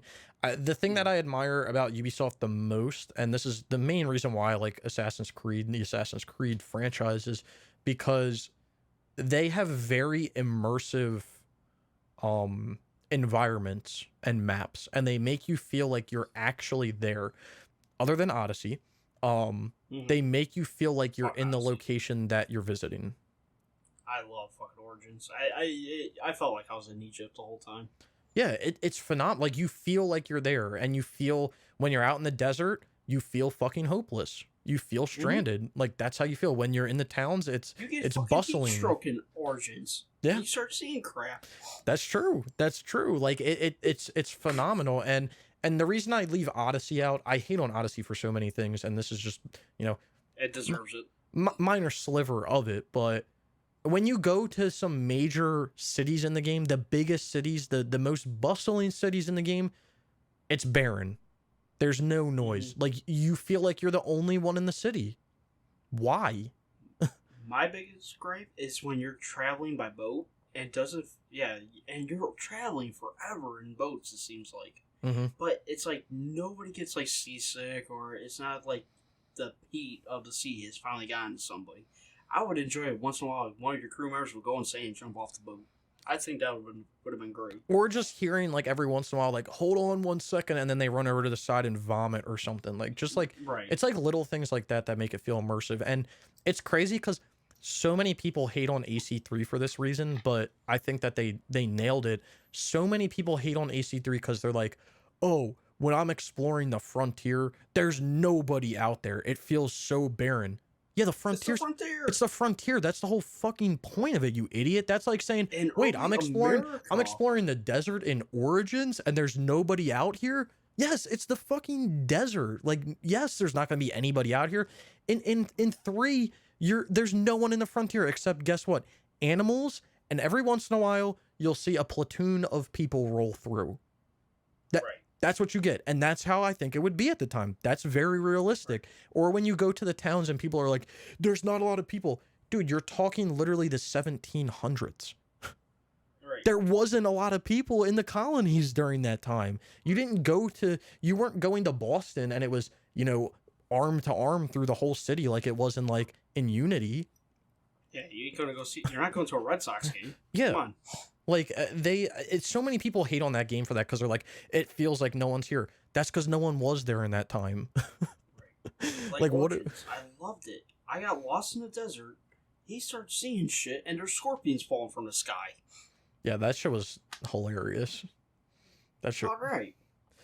I could deal with that. They always, like, that's one of the, again, and we're textbook. This is what this podcast should be called, the U-turn podcast.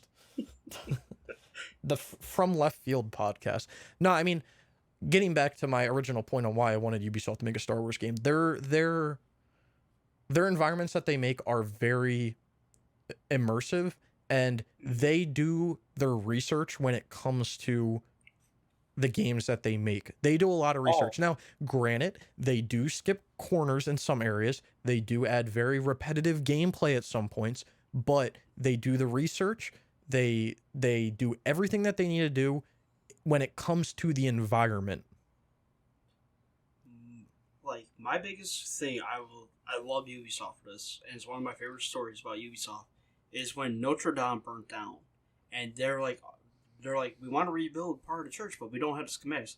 Ubisoft's like, oh, we sent a team out there years ago, so we could build it in Assassin's Creed. We'll send you the file. They went and they had a team go brick by brick so they could build the damn thing in the game. It's like, here you go. Here's all the schematics for the building.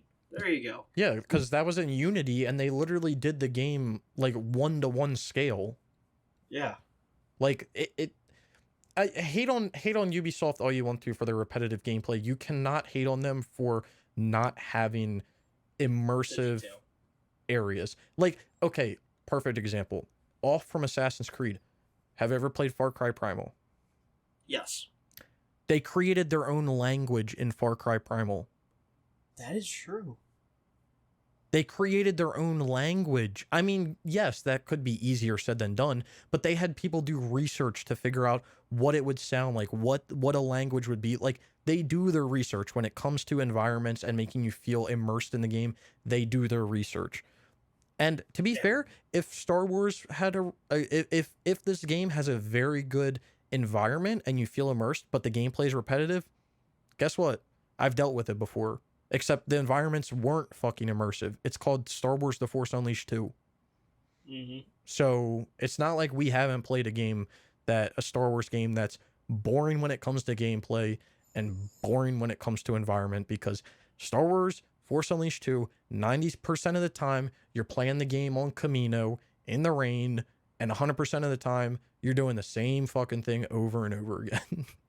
Like, I believe your next Star Wars game is Jedi Fallen Order, correct? Yeah, that's what I I think you said. will enjoy that because of the different areas you go to, you know?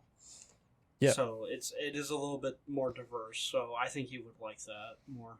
I'm looking forward to all the Star Wars games that I'm playing coming up. I mean, I'm playing Jedi Fallen Order. I'm going to be playing... Episode 1 Racer is, it's going to take part on Tatooine. We already know that, so I'm not looking for anything too diverse there. The desert, sand, just some little things. And then, some other Star Wars games that I'm really interested in from an environment standpoint is, I'm going to be doing Squadron soon. That's, that has me intrigued.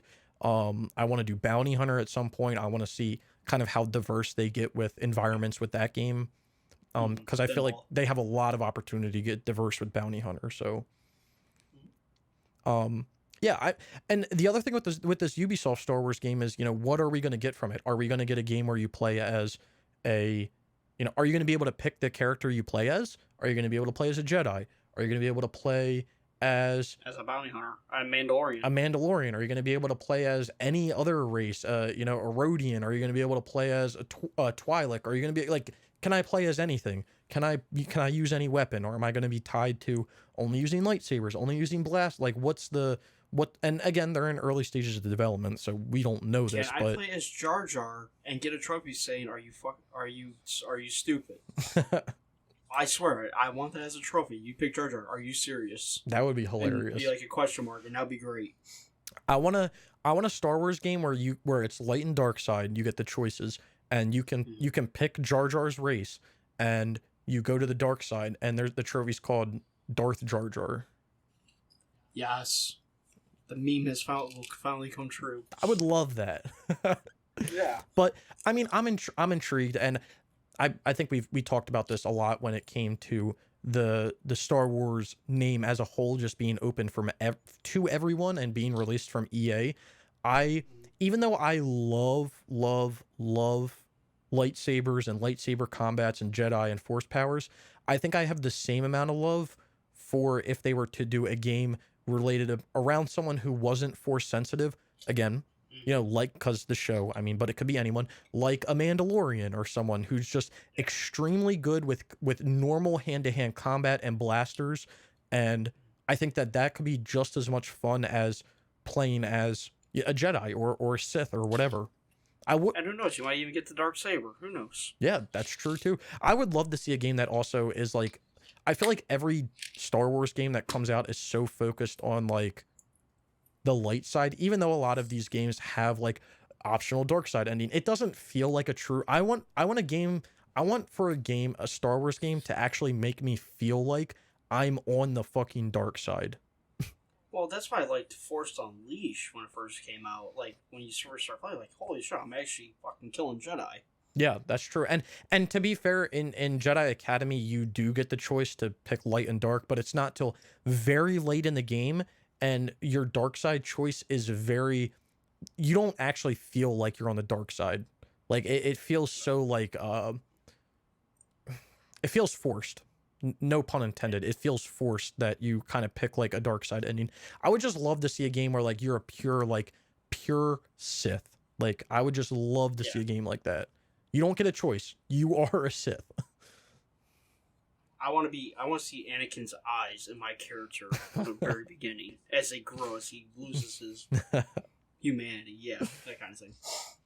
But we'll definitely be keeping everyone updated as, news comes out for the Star Wars game. People keep saying it's a far's way from coming out, but I think honestly we could see something at the next E3.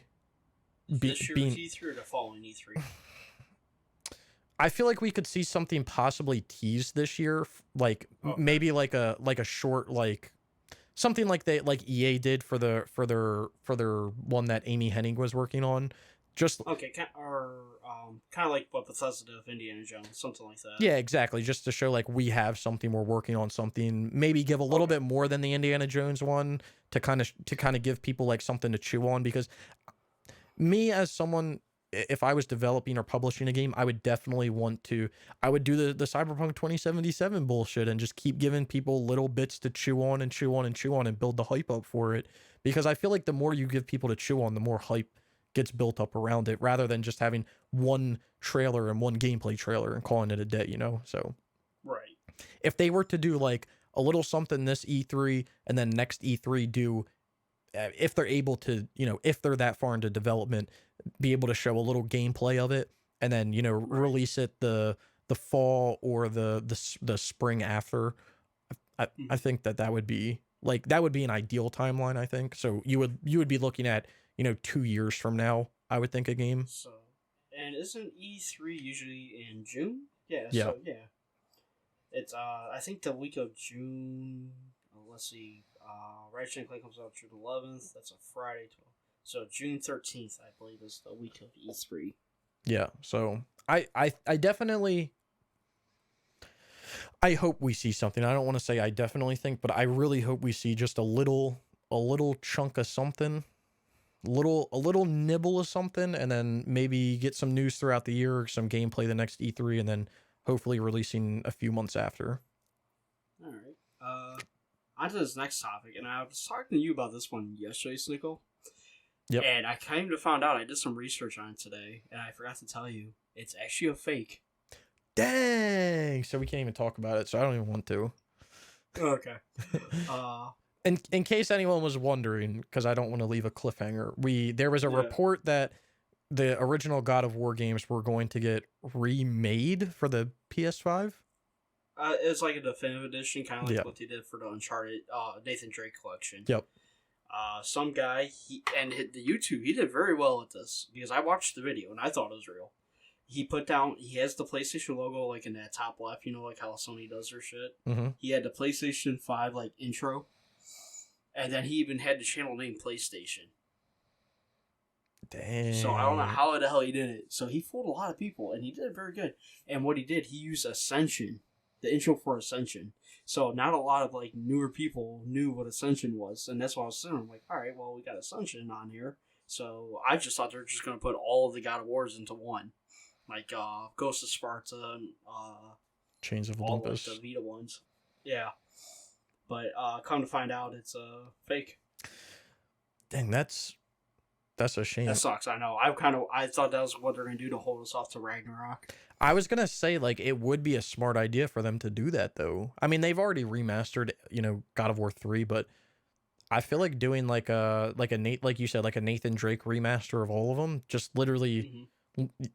up them to like 60 frames. I mean, I don't know how Right. hard that would be, but just up them to 60 frames and release them all. I mean, you would have it would be at least, it would be 6 games if you did all of them and Ascension, but And to me, it made sense because we just got the God of War 2018 that big ass upgrade for the PS5. yep. So like, all right, I'm like, man, they're really hyping up Ragnarok. Maybe Ragnarok is happening this year. And then I saw this, I'm like, all right, they want people to go back and play the original series. I'm like, this makes sense. I mean, And then I come to find out it's fake. I'm like, oh, it does make sense if you think about it. And we can leave it on this question and people can answer down below if they want to. oh yes. And you can answer it too. Would you want to see like a Blue Point remake of those God of War games? Oh, let's see, God of War. Shit, I think God of War 2 would be fucking amazing. Like when I say like these remakes, we're talking only the PS2 ones and the technically PSP. So it would I be want Ascension remade because Ascension sucked, and I hated the controls. So I just want Ascension made so it'd be better. yeah. So my thought would be for this is, and I guess the reason I ask is, would it could they really change? Because I know from like Demon Souls to Demon Souls PS5, like it's a big difference. Or even Oh like yeah. Shadow of the Colossus to Shadow of the Colossus PS4 is a big difference. So Bluepoint does good remakes. Would we want to see like God of War 1, 2, Ghost of Sparta, and Chains of Olympus kind of? I would love to see Ghost of Sparta and Chains of Olympus remade because they play like dog shit because they're PSP Oh games. Um, yeah. Exactly. I would love to see them actually get like be an actual like even a PS3 standard would be nice for those two. yeah, Or- I would love to see the 4 of those remade, fully remade, like visually and I guess gameplay wise, like kind of essentially what Bluepoint does from the ground up, and then you know, what? even just doing I even just keeping a remaster of 3 and then remastering Ascension and then releasing those all on one disc or like one like combo for like $70. I'd be down. I'd buy it. yeah, like Ghost of Sparta and Chain. I would love to see even like to God of War 3 standards because God of War 3 still looks good. Oh god, So I played God of War 3 on the PS3 like a year or two ago. It was phenomenal. Better looking than PS4 games. It's actually oh crazy. yeah, like oh because I love the brutality of fucking God of War 3 Oh, where they're you're killing. Oh my god, the brutality of that game is so great. yeah, it's phenomenal. They're all great games. Oh, I would like to see them kind of upped because the 1, 2, Chains of Olympus, and Ghost of Sparta can definitely be a little chunky to play at oh times. yeah. So actually, side note too, I don't know if we mentioned this in the last podcast. Did you hear all the buzz about GTA 3, Vice City, and San Andreas being remade? Oh yes, I heard about that. Now it's Rockstar, so I don't believe it.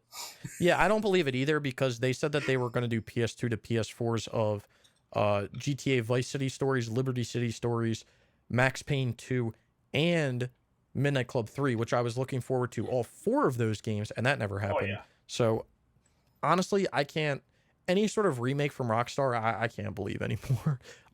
Not until I see it physically in my hands. Yeah. I would love to see all of those remade. I would also love to see a remaster of GTA 4, but because there was talk about that as well, but I don't know if any of that is true. If I get one remake, I got 2 requests. I want Midnight Club Yep. and I want Red Dead Redemption. If I could remaster or remake 2 Rockstar games, I would pick Midnight Club 3. I think that's what when you say Midnight Club, do you mean like the series or just 3? 3 mainly. I mean, if they did the series, cool, but yeah, mainly 3 for me, and then I'd have to say Grand Theft Auto 4. That's a good choice. Red Dead would be Red Dead would be right below Like, GTA I love 4. Bully. And honestly, I think I would tie Red Dead with like Vice City, because Vice City's phenomenal as well. Like, and what I want from Rockstar, if they finally ever do make Bully 2, since you made me wait all this time, you assholes, I want Bully remade and go with that game. Honestly, all of their PS2 games could be remade from the ground up and sell millions. I don't know why they Oh yeah, honestly, I don't know why they don't do it, because I think it would be such a small investment to such a large return. Even if you had like a Blue Point remake it from the ground up, those game imagine, I mean, I'm not the biggest fan of San Andreas. I think it's a good game. It's not my favorite Grand Theft Auto, but I think it's a good game. Imagine they remade or did like a quote unquote definitive edition of Grand Theft Auto San Andreas. Just imagine how much that would sell. see, this is what they should do, and this is the game plan that I always envision. Sony buys Blue Point games. Yep. Then Sony puts Blue Point in chart, makes a deal with Rockstar. Fine. You don't want to do the remakes. Let Blue Point make them. Yep. We get a share part. You will make a multi-platform for everybody, of course, but we get a share of the profits because we help fund it. They get it made, and then we get some time exclusives on some of the games or some of the DLC, like we're doing now. That's all you gotta do. Yeah, I would love. I don't know if Rockstar would be down to remake their older games, because they have this weird stigma of, Never looking to the past or whatever. Yeah. well, they have a weird stigma of that, and they have a weird stigma of like their games aren't connected because their standard games are not in the same timeline as their HD games. They have like that weird stigma. So basically, like GTA 3, Vice City, and San Andreas all take place in the same timeline, but they don't take place in the same timeline as GTA 4 and 5 do.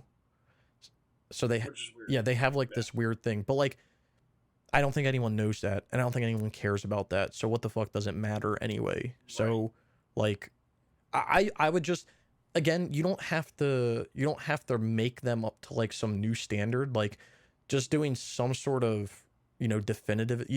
You could use GTA 5. You could use, I think it's called the Rage engine. Use GTA 5's engine and just remake all the games. Like, it's not like they have to create. I mean, they're big for that, creating new engines for every fucking game they make, whatever. Well, but my thing is, they don't have to do that. Red Dead already done because of Red Dead 2.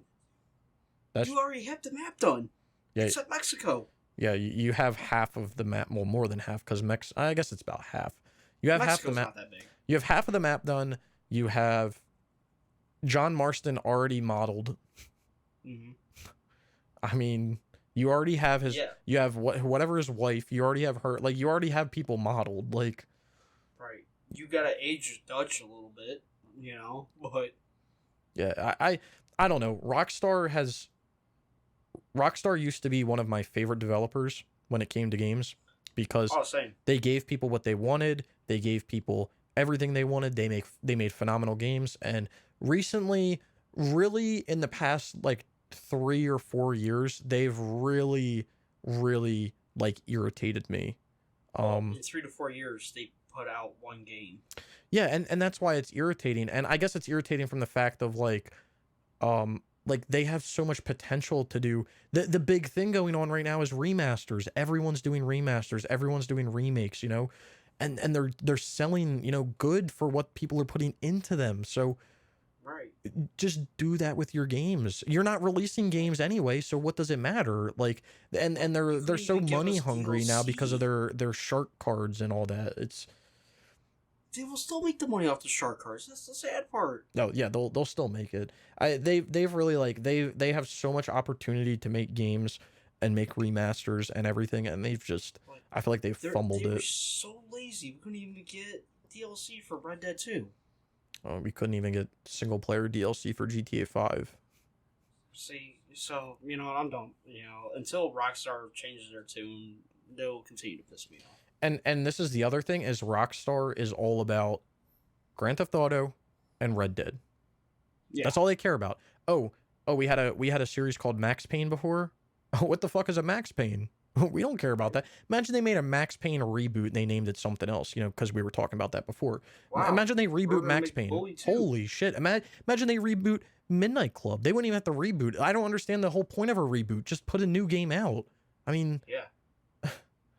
they have so many IPs, so many classic IPs, and they have so much potential to just remaster or remake games that they can make so much money. They got me so excited for Bully 2, and then they canceled it right away. Like, nope, sorry, and they already started finding people and all that, and nope, we're going to go back to GTA. I mean, how many times did Bully 2 get announced and canceled? I mean, I probably don't even have enough fingers to count how many times that's happened. Exactly. I mean, look at the one thing fans really wanted too. That's the sad part. They're not listening to the fans. You know what? I can't say I'm not surprised because let's be honest, they had that game Agent that was going to get released for 10 fucking years and then it just never happened. So I mean, we probably all should have seen this coming, honestly. Yeah. So basically, Rockstar says "fuck you" to his community, at least, and that's really it. Don't worry though, they'll make $1 billion off of shark cards. Yeah, they probably already have. They probably made more than that. Oh fuck. But okay, well, let's. Sorry for that was completely off topic because that was not planned at all. Sniggle got me to rant. That's the sad part. Hey, I mean, we all got to do it sometimes. All right. Next topic, and I've actually had this issue, Snickle. PS5 controller having stick drift. So okay. Basically, stick drift, if anybody doesn't know, is when your controller, like the joystick on the game is registering that your joystick is moving without you ever touching it. Sony, there's actually a class action lawsuit being put in from the same people who are suing the Nintendo Switch for it. One of my controllers is doing it for my PS5. IGN. Sony has put out a thing about it. About there's some ways you could probably fix it, which I'm going to try. There's going to be a link in the description for this one. Sony also says that they will take the controllers in. You have to pay for the shipping to send it there, but they'll pay to ship it back to you. So basically, it's a fair trade-off there. Man, I mean, I can't say I'm not surprised because stick drift happens with any controller. You play on it a shit ton, it gets. I mean, it's like anything, it's wear and tear. It's I'm not gonna say it's going to happen. I mean, I think I only have one controller that it doesn't have stick drift, but it has some sort of issue with one of the joysticks sometimes. But I mean, sadly, it's just something that happens. I don't understand how you can file a class action lawsuit against stick drift unless Sony specifically came out and said these controllers will not have that issue, which I'm pretty sure they didn't say. So I don't know how you can file a class action lawsuit that's going to make it anywhere in a legal system unless it's been claimed that it's not going to happen. Like, I mean, from what I'm seeing, it's completely random. There's people that have hundreds of hours on their controllers, that haven't got it. I switch off between two controllers every day or whenever I play. I just switch them off this way. I don't put as much wear and tear into each one. Yeah, plus you can have like one charge while you're playing with another one or something like that. Exactly. And usually the battery life's pretty good on the PS5 controllers. I'm not going to lie. They're way better than the PS4. Oh, that's good to hear. Excuse me. But like I noticed it one day when we were doing like Enemy Front, and I just thought it was now acting up, And I was like, all right, it's now. And then I noticed it last week when I was playing Concrete Genie. I kept doing it. All it is, my camera keeps going straight up. I'm like, all right, so it wasn't now just misreading my your input. My input. The weird thing is like typically these stick drifts are pretty easy to fix. Most of the times. I mean, one thing you can do is you can physically take the controller apart. That's one thing. Yeah, take the screws off the back, pull the joystick. Usually the joysticks are on like a almost like a metal rod. You can pop them off, like move the metal rod around, like the base of the actual joystick itself. Pop the pop the cover back on, and then it's sometimes good. That sometimes fixes it. Another thing you can do that I heard about on the DualShock 4s that would fix stick drift sometimes is there's a hole on the back of them, and it's actually a reset button, and Yeah, you can they're on the 5 as well. you can yeah, you can factory reset it, and sometimes that fixes stick drift as well. Alright, the one the one site I posted did not. Okay, they're both IGN. That's why. That's why I chose the wrong one. You have 5 options you can do. Make sure your PS5 and PS5 controller are up to date. So that's simple enough to do because your PS5 controllers do get updates now. Yeah, which is fucking crazy to me, but well, the Xbox controllers do that as well. Yeah. On the one. That started last generation for the Xbox, actually. Reset your controller, turn off the PS5 console. On the back of your controller, there's a tiny hole to the right of the Sony logo. Press and hold it down for 5 seconds. Use a paperclip or other tool. After that, it will disconnect, turn on your PS5. Disconnect and reconnect controller to Bluetooth, adjust your triggers, or clean the analog stick. I'm going to try all 5 and see if it works. If not, I'll contact Sony, see if I can send it in and get it fixed, or just spend $70 and get a new controller. Yeah, you could be a scumbag and always buy a new one and put the old one in and return it, but yeah, that's then you're just making it someone else's problem. So, yeah. I'm not an asshole like that. Don't worry, people. I won't do that to you, everybody, because I'll feel bad. Sony, especially if it's like a young kid, like saved up enough money to get one new controller and all that, and he thinks he's getting one. I'm like, oh shit. Yeah. Hey, Mom, I finally got a new controller. It's broken though. But no, I mean honestly, like this is how I feel. If anything, Sony should have been sued for the DualShock 4 for the stupid fucking rubber that they had on it for literally the entire lifespan of that controller. Had rubber on the joysticks that would deteriorate after using it for so long. Oh yeah, that sucked. Yeah, if anything, like that should have been an issue. Like I don't know how you can file a class action against stick drift. I mean, it's literally something, and the other thing is it's not something that happens to every like typically with a class action, it's something that is happening to everybody. Right. So you file the class action because you want to rectify what's happening to everybody. This isn't right. Stick drift isn't happening to everyone. It happens to there's a few controllers that it happens to, and Sony's already implemented a way of fixing it where you can just send it back to them as long as you're paying the shipping fee. So I mean to file a class action doesn't make sense to me. The only thing that would come out of the class action is what Sony's already doing, which is fixing the controllers for you. So that doesn't really make sense. Because typically class actions, you don't get some sort of monetary compensation out of it. It's just something where the company has to rectify their issues. Sony is saying, it's not like Sony's trying to hide it or anything. They're like, okay, yeah, it's happening. We'll deal with it.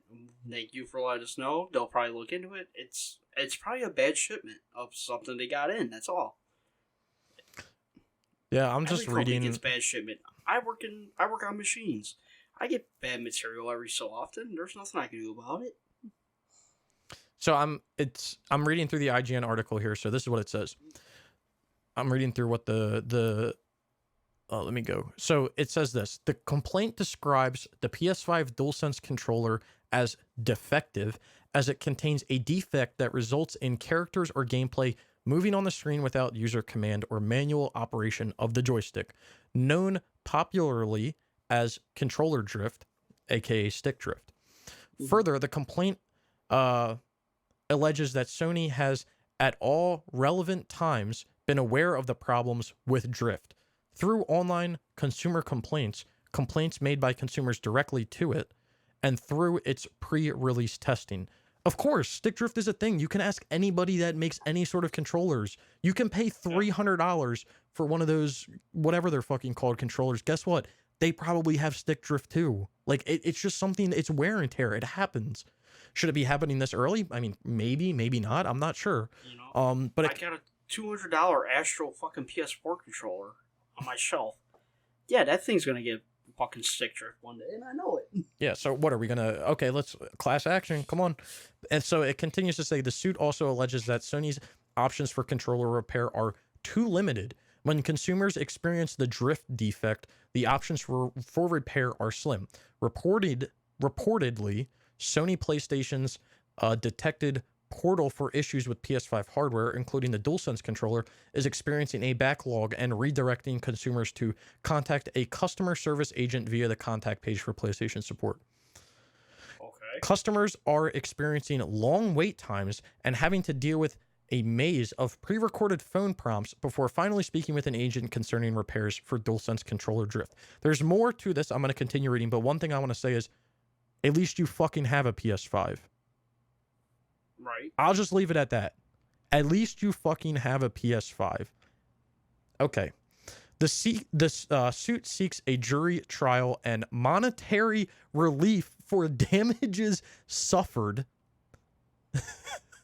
relief, and public injunctive relief. The documents point to counts of breach of excess warranty, breach of implied warranty of merchantability, unjust enrichment, and violations to the Virginia Consumer Protection Act. Are you kidding me? They're basically making it sound like Sony developed a defective controller and they don't fucking care. They're making money off of it. That's not what's happening.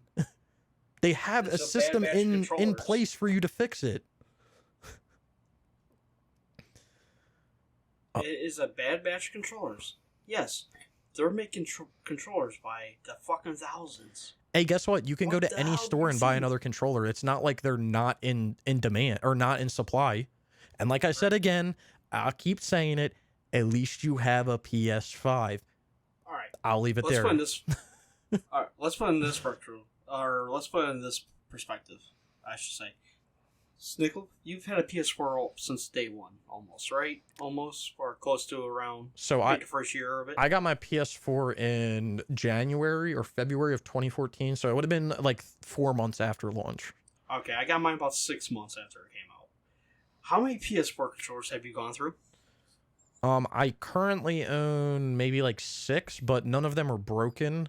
I wasn't aware of the stick deterioration for my first controller, so you know those sticks are kind of effed up. But after that, I bought what are they called? Control Freaks for all my sticks.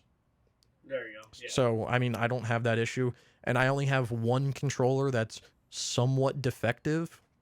It's not even, I can still use it. It just has like a little issue.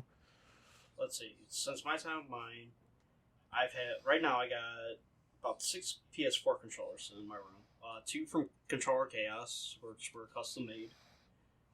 2 factory ones from Sony. I got my Astro one, which is more on the expensive side. Well, it is way more expensive than what it should be. And then I got the Turbo controller, which is technically a PS3/PS4 controller. Yep. But yeah, but I think I've gone through maybe 4 or 5 controllers through the PS or more during the PS4 life cycle. Yes, I have dropped some by mistake, or some have just broke after a while. It happens. Yeah. How many hours have we put into these consoles? Especially you with making video guides and all that. Yeah. Well, so this is interesting. So it gets even more interesting. So continuing on in the article, the Virginia-based plaintiff, Lamarck Turner, reportedly bought their PS5 on or around February 5th. So what's that, about a week and a half ago? Yeah. Yeah, about 2 weeks ago, we'll say. Approximately 2 weeks ago. And found that it was suffering from drift on the same day. Turner apparently then contacted Sony customer service and was told to reset the game and console, but offered no further assistance. The issue not solved, Turner then bought a second DualSense. Had plaintiff been aware of the drift defect prior to purchasing his PS5, the document add, he otherwise would have not purchased the PS5 or would have paid substantially less for it. Dude, what are you talking about? First of all, you probably bought this from a fucking scalper in the first place, and you don't want to admit it. So, first of all, you're an idiot. Second of all, you're saying that you open your PlayStation 5, I'm hoping you at least updated the firmware on the PS5 and the controller. Step number one. Right. You're saying after you did that, it was still experiencing stick drift. How many people bought a PlayStation 5 brand new and this happened to? You're probably one in a million. Yeah. Like, honestly, you know what you should have done, Lamarck? When this happened to you, if it continued, you should have went and bought a lottery ticket, because I guarantee you would have won the lottery. That $1 billion? Hell yeah. You would have won the lottery. So then it continues going on. One interesting extra detail. Turner admits to having agreed to Sony's terms and conditions when setting up the PS5, but reportedly sent a letter to Sony expressing an intent to opt out of any disputes with Sony through individual arbitration.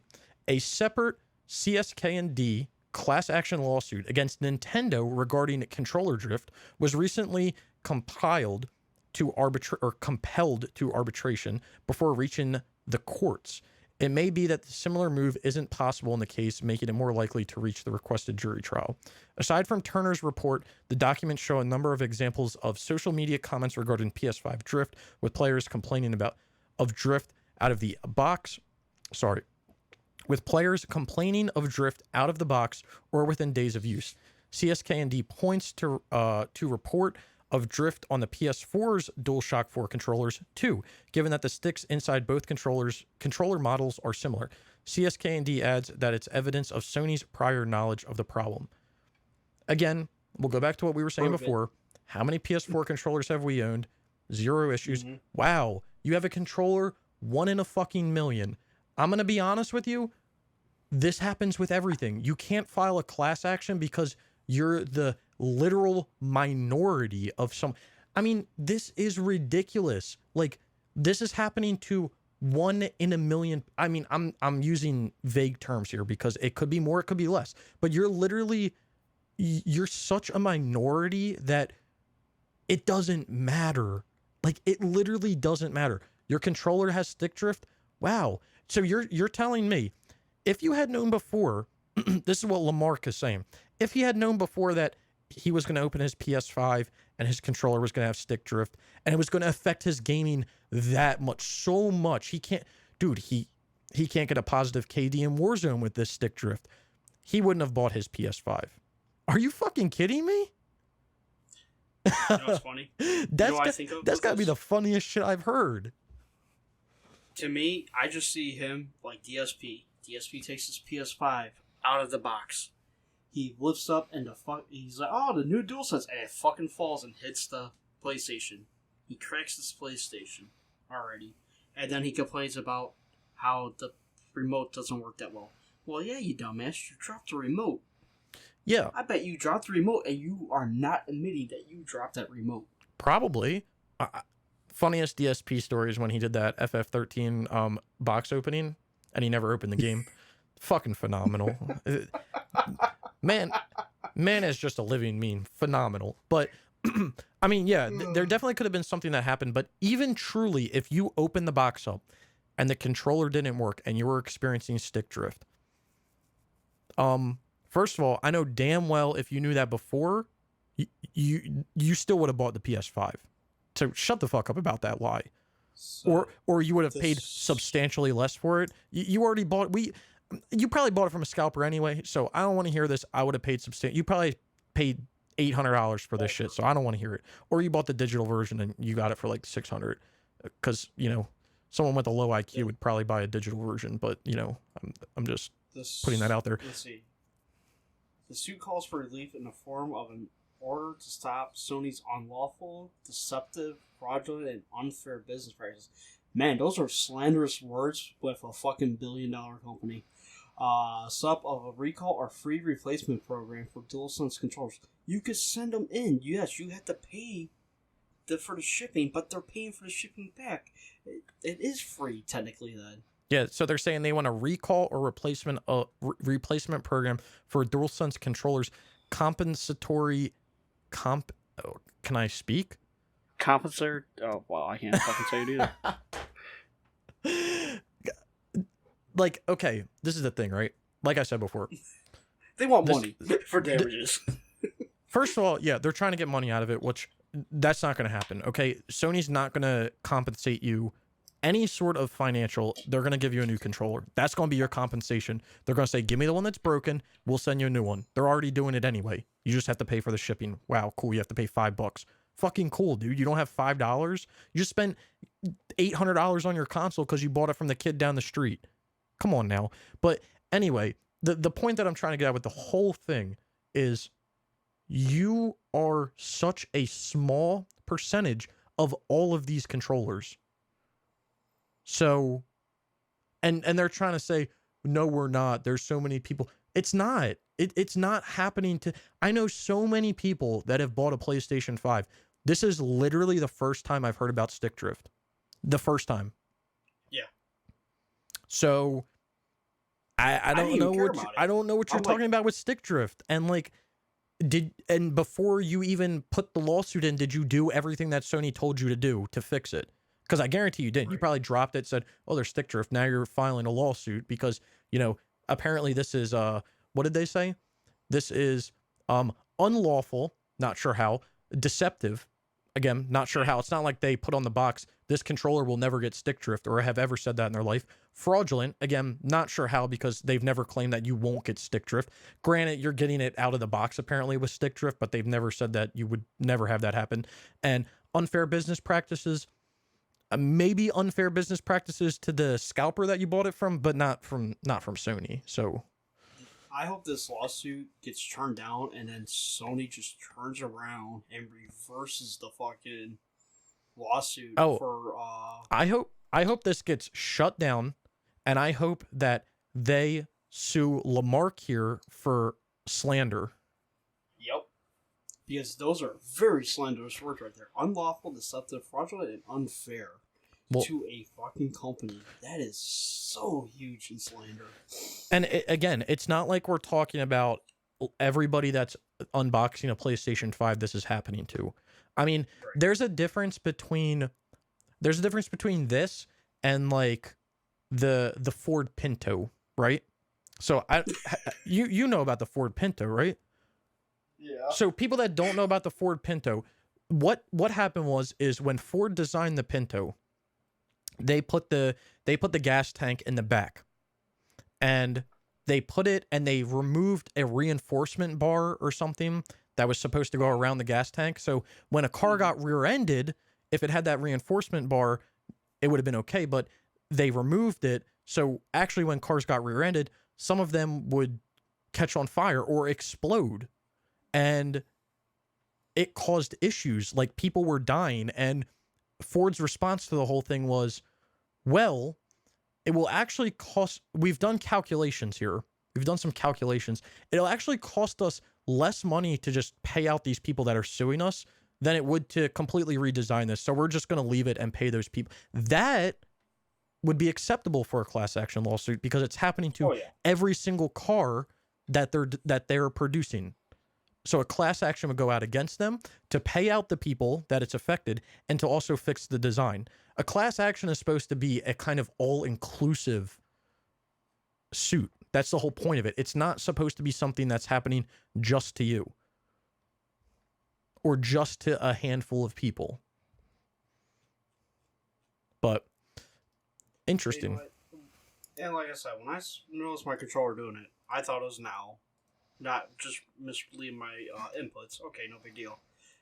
But even now, I'm like, all right, it's happening. So I'm going to try everything that Sony did. I can either send it in or, I don't know, buy a new controller. Yeah, I mean, the option would be send it in or send it in and pay your $5 shipping fee, because it's not like Sony saying that you have to send it to them overnight. No, you literally send it and pay the minimum fucking fee that you have to pay. It's not rocket science. Like, if I just buy an extra controller and it comes out the package like that, I'm just going to take it back to the store, tell them that it has stick drift, and I'm getting another controller. Yeah, it would be different if you bought like you said, it'd be different if you bought like a controller separate. Like, I don't know which one came with the console, you know? Yeah. I can't tell, they're both white. Yeah. But it's ridiculous. And I mean, if you're so, and this is another thing, and this may just be like this may be hating on people that don't have money, but if you're so broke that you can't afford another controller and you're buying a PlayStation 5, I think you may have your priorities in the wrong spot. Just saying. We've had this discussion before, and I think we mentioned it. Gaming is not a necessity. It is a hobby. You know. I mean, if you're able to afford we'll give you the benefit of the doubt. I'll stop saying it. You bought it from wherever, Walmart. You didn't buy it from a scalper. Amazon, whatever. You got it for $500. You paid $500 for a console. Well, first of all, you know, when you buy a console, it doesn't come with games, so you have to buy those too. Those are going for $70 now as well. So you're going to tell me you bought the console and you bought $70. Let's say you bought one game. Let's say, like I said, you know, let's say you bought Call of Duty, $70. You're going to tell me you can't afford a second controller? Like, I get it that your other one is broken. Sony has a program to fix it. Go buy a second one in the meantime. You should have a second one anyway. Yeah. I mean, again, it's not rocket science here. And I love how these people feel. Sometimes these class actions make me laugh because these people feel like they're like entitled to shit. Or something like they fucked up. Sony owes me their life. Dude, they don't owe you shit. You're buying their product. So, I mean, I understand for some people. Like, I understand $70 is a lot. Oh, I agree. Most people, you know, I'm not going to deny anybody that. You know, that's a lot for a piece of plastic to play your game. But and also when people are buying these consoles that are still brand new, you're still taking that risk that console's going to be defective when you get it. That's true. These consoles are still brand new. We're not just talking this console. We're talking anything you buy in the world. You could go to the store right now and buy a bag of chips and open it up, and they could contain, odds of this happening, they could have mold in them. Someone's fucking toenail could be in it. Like, the odds of things that could be in it. So, okay, you go and buy a bag of Doritos and it has someone's toenail in it. So are you going to sue? Are you going to sue Doritos now? For a class action because you found someone's toenail? No. I mean, it literally happened to you. If anything, the first thing I would do... You still sue for that one, though. Well, yeah, you probably could for that, but... Oh, no, yeah, you could. But it wouldn't be a class action. Oh, no, not for everybody. No, it'd just be a regular lawsuit. And that's what I'm saying for this. Like, that. I mean, I guess the point to this is it is affecting other people, so that's why it is a class action, but it's not like a majority. Like, you should be singled out. And first of all, if you go... the funniest thing is, I love how the guy's like, well, he accepted the terms and conditions, and then he contacts Sony to say that he doesn't want to accept them because of arbitration. Oh, okay. Well, guess what? You already signed them, so they don't fucking care. Right. It doesn't matter. That's like me signing a mortgage and then saying, actually, I'm going to go to my bank. I really don't feel like paying this month. So, can we just skip this month? Like, no, dude, you already accepted it. You can't back out. You've already accepted it.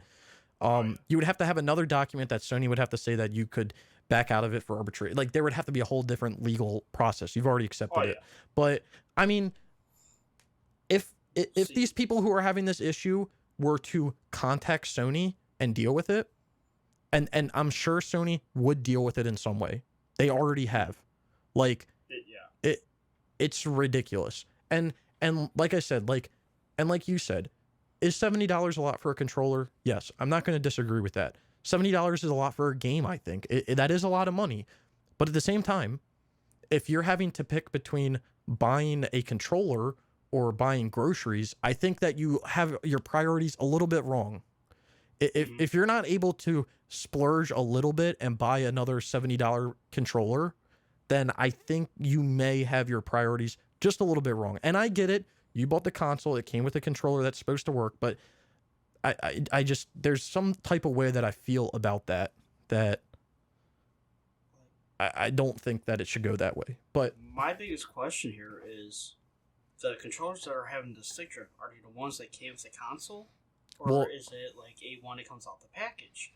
Because every story I'm hearing is that it's ones at the it's like console. the ones that come out the console. Yeah. Okay, so maybe the consoles are that came out weren't really defective. Maybe some of the controllers. Yes, I know there's some consoles out, PS5s that came out that were having some issues and all that. But maybe that was some bad batches with the controllers for the console release. Yeah. But anything that gets anything in production there's always a possibility of it being defective.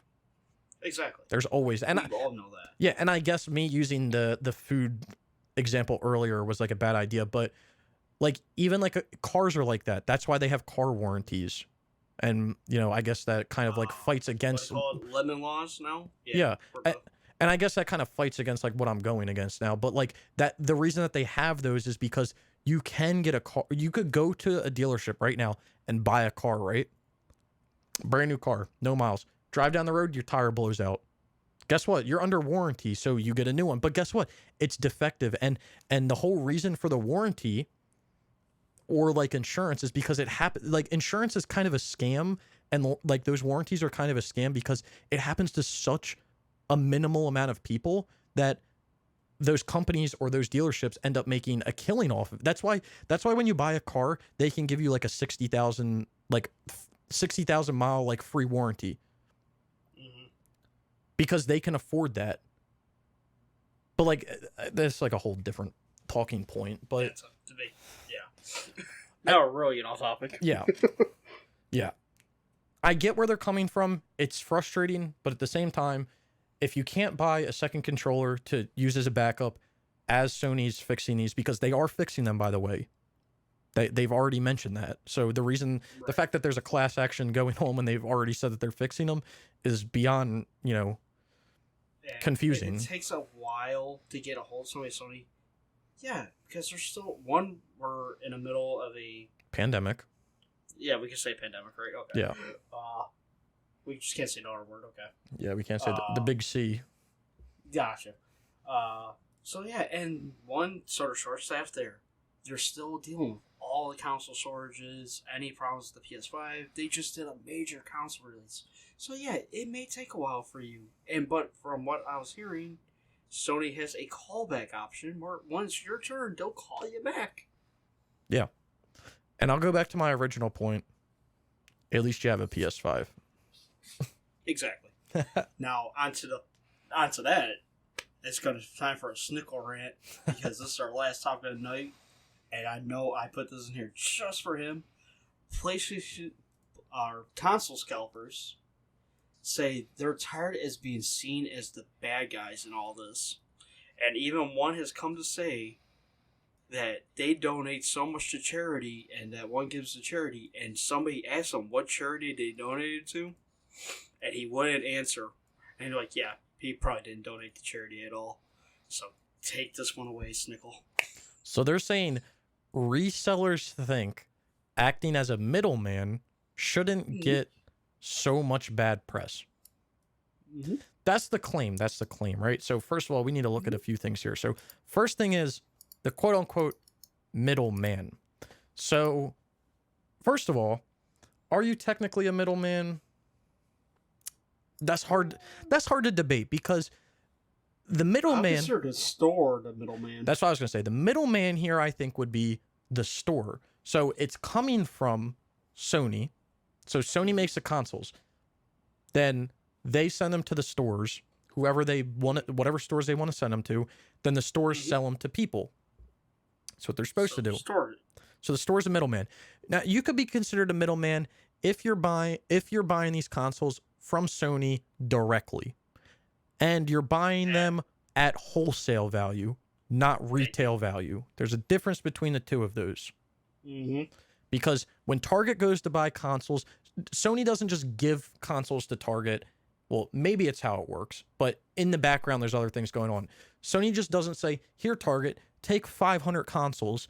Each time you sell them, you give us this much money. Essentially what that's saying is that we'll use arbitrary values here. Target sells a console for $500, right?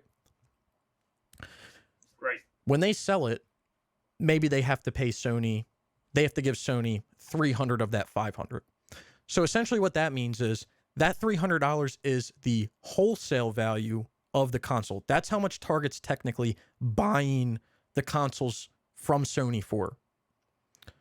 And then they're selling them at a retail value of 500. So they're making $200 profit on every console they're selling. Mind you, again, these are arbitrary values. I don't know what the actual wholesale value of a PlayStation is. I'm not sure really anybody knows what all stores. So yeah. If you worked at a retail store, like they got scanners and all that for like I used to work for Kmart back in the day, and we had the scanners, and it would tell you how much we actually paid for the wholesale and how much we sold it for. So you could see right then and there. So that's pretty cool. Yeah. So, but only on the scanners for the employees, not that the customer can see. Yeah. But really, when it came to game wise, I think the store maybe made $5-10. That was it when it came to a game. But a console, I'm not really sure of. I mean, I'm sure their margins are bigger because it's more expensive. But exactly. Again, but your point still is the same. Yeah. So just so everyone understands, there's a difference between the wholesale value and the resale value. The wholesale is what a middleman would pay for it from the supplier. The retail is what the middleman is then selling it to the people for. Now, mind you, Sony probably has control over what their retail value is. Now, I'm assuming how much it costs to make it, but they sell consoles at a loss, so it's weird. Yeah, it's kind of weird, but I'm sure if a store wanted to, like if Target wanted to, I'm not sure how much control they have over the retail cost. It's probably something that it has to be followed. But let's say your mom and pop store down the street is a middleman and can buy consoles wholesale from Sony, but when they retail them, they could sell them for $50 more. Well, they're just making additional profit there, but I'm not even sure if that's allowed, so don't take my word on that. But that would be like a difference. But anyway, what I'm trying to get at is a middleman is technically someone who's buying products from a wholesale value to then sell at a retail value. What these so-called scalpers are doing is they're buying for a retail value and selling for an upcharged value. And the upcharged value is arbitrary to whatever the demand is at the time. So when the PlayStation 5 came out, the upcharge value was up to $1,000 for some of these. Even more. It's dropped as the months have gone on. It hovers around 700 to 750 now. It's a little more reasonable, I guess you could say, because there's more supply. And people are not buying them from scalpers. Yeah. And scalpers, this is the thing with scalpers, is they work off supply and demand. That's essentially what they work off of, because if there is no demand for that supply, then they are not needed. If there is more supply than demand, they are not needed. It's probably a better way to phrase it. So you don't see scalpers going out and buying cases of water, do you? You don't see scalpers going out and buying bags of popcorn, do you? No, that's because there's more supply than there is demand. But since there's more demand than there is supply, the scalpers are involved, which is why they're not considered middlemen. There's a few reasons why. I think my main reason to why they're not considered a middleman is the whole wholesale to retail value. But I really despise scalpers because they make all of their money off of desperate people, is essentially what it comes down to. And we're not just talking PlayStations. This goes for anything. If anyone has ever, I'm sure you've been to many, Brian. If anyone's been to any sort of sports game, you will always see people scalping outside of sports games. Yep. You will always see people scalping. Now, their scalping is a little bit different because typically they'll usually get like free tickets and then they're just trying to sell them as fast as possible. So they have a little bit of a different scalping, but still, they're scalping.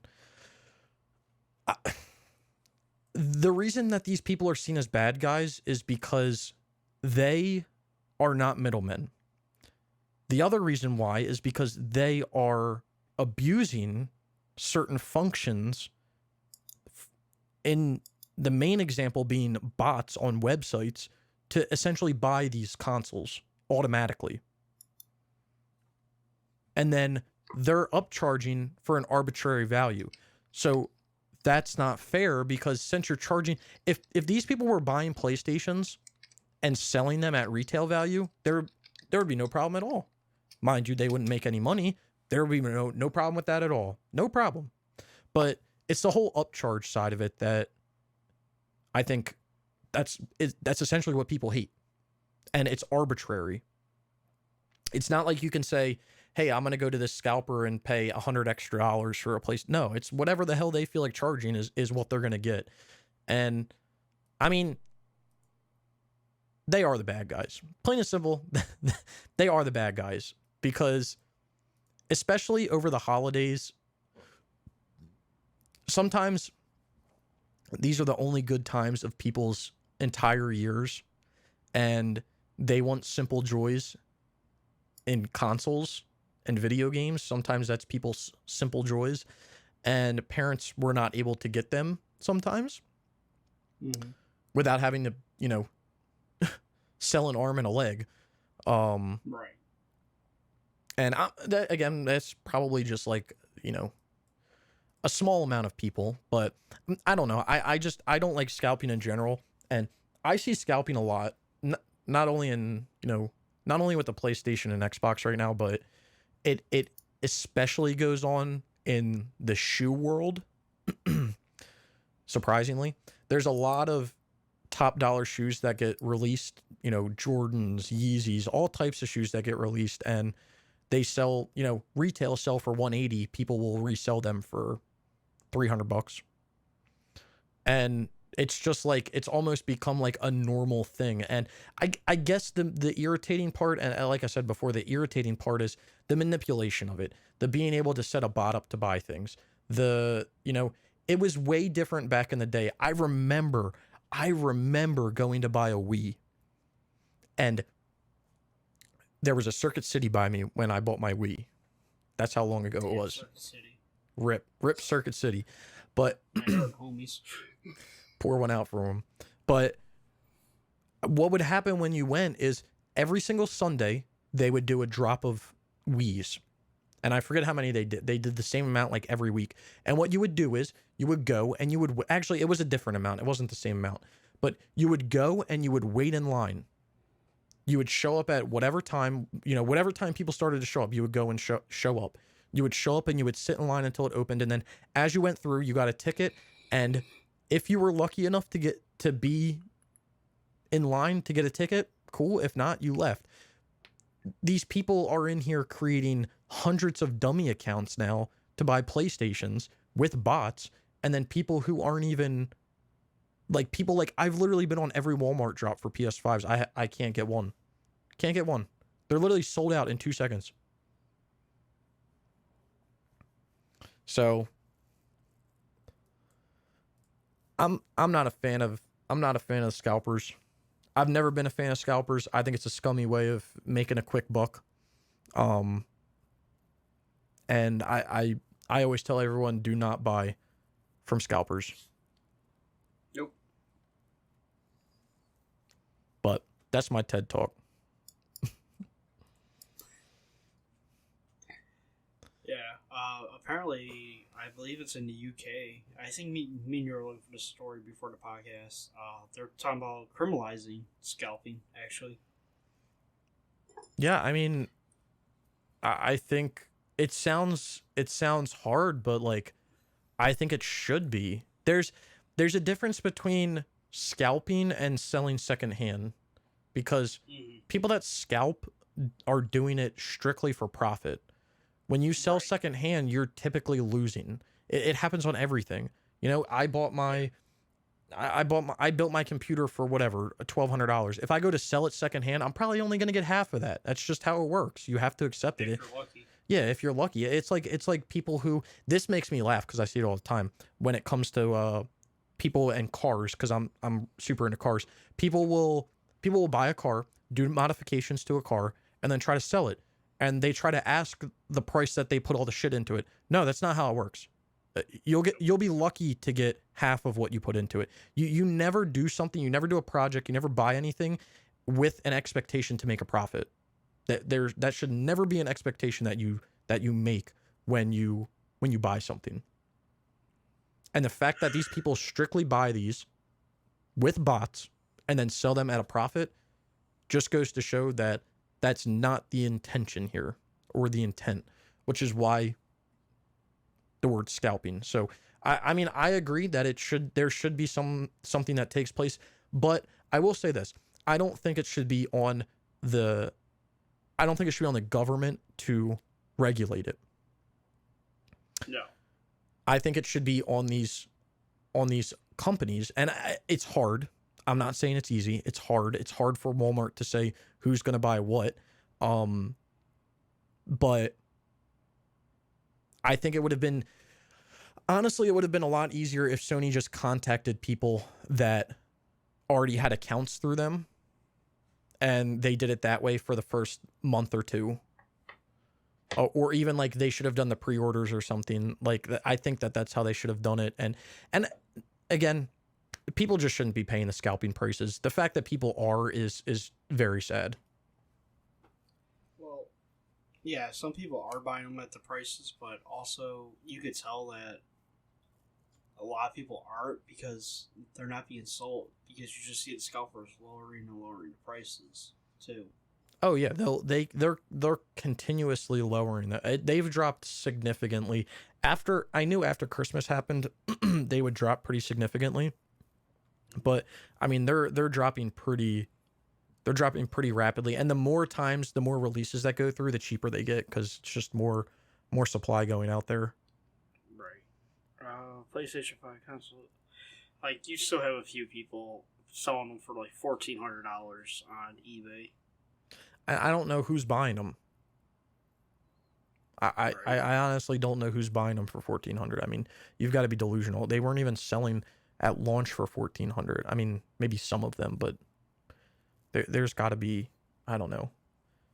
It's do crazy. find it funny that eBay had to step in and tell people they can't sell PS5 pictures of PS5s no more, because that was kind of funny. The fact people were not reading the descriptions. They have to put it in the description, like, this is a piece of paper. People weren't reading them, and they were too. And yeah. Well, the people weren't reading the descriptions. They were just saying buy now, and yeah. Apparently the bots couldn't recognize it or whatever, so that's why. But I guess eBay had to put a stop to it. That's fucking hilarious. They did it to like or to steal a scalper's money. That's so fucking funny. But I hope it worked too on just a few, because I would have just laughed seeing that like $900 go on my account, or $600. Yeah. Go on my account, I'm like, hell yeah, dumbass fucking. Yeah, I mean, like I said, it happens. This is going to happen. Sadly, this is going to happen with anything where there's any sort of demand. It's always going to happen. There's always going to be something that happens like this. It even happened in the car that I bought. You know, I bought a Honda Civic Type R. When those originally came out, they were being upcharged by the dealers, because dealerships are allowed to do this because they can, because they're just going to make more money. They were upcharging them like 10, 15 grand above the MSRP. Luckily, when I bought it, I was able to buy it at MSRP, because the dealership I bought it from was only selling locally. So I got like really lucky. That's why I bought it. But I mean, even that's a case of like the dealerships are scalping you, but that's supply and demand when it comes down to it. So, I mean, you just have to deal with it. And like I said, shoes are a big thing. I mean, I'm part of shoe groups, and every time that, you know, a big shoe drop comes through, people are selling them for, you know, $100 above what they were selling for. And that just comes down to the luck of the draw of if you're able to get it or not. So, it's going to be what it's going to be. The scalpers will eventually go away. It's annoying that people have to deal with them. I'm not worried about it. I don't give a fuck. I got a PS5 when I get one. I've got so many PS4 and PS3 games to play that I'm not in a rush to play the PS5. But I think an interesting thing that you, me, and Waves were looking at a few weeks ago was that like you can't even get like a PS4 now too, No, which is crazy. You can't get a PS4 Pro, you can't get a PS4 Slim, you can't get anything. I'm having trouble finding like a PS3 Super Slim, even at GameStop. I'm having so much trouble trying to find a PS3 at a decent price. Dude, that's crazy that like there's almost like no consoles out there right now. Right? So, that's wild. It's absolutely wild.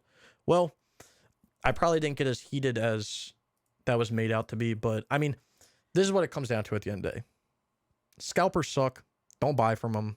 If you do, you're dumb. I said from the beginning I would not buy a PS4 for a penny above what they were selling for. Did I say PS4? Yeah. Fuck. I would not buy a PS5 for a penny above what they were selling for in the stores, and I will stick to that word, so I will not buy one until I get one for $4.99. Exactly. And you can take my word on it. You know what's crazy? I was thinking about this the other day. I got the Hmm. PS4 Pro the day it came out, and I had no issues. Same here. Literally bought it on Amazon the day it came out. Zero-ish. Now the I pre-order OG mine. the OG PS4 I had to wait for. And I remember waiting in a line with my friend Black Friday to get one at a GameStop. He actually got one then. But the line at the GameStop was literally wrapped around the mall. It was fucking wild. I got lucky with my PS4, my original PS4. I got home from work, went to a Walmart, and that one didn't have it. But they told me the Walmart that was like the next town over had two, and this is when it was still hard to find a PS4. So I went there, and by the time I got there, they had one left, and I was lucky enough to get one. The Pro though, I pre-ordered, and I got that the day of as well. Yeah, I pre-ordered mine on Amazon before, but like I got the Pro no problem at all. The OG I waited just because I wasn't, first of all, I was in college, so I wasn't worried about it. And Mm-hmm.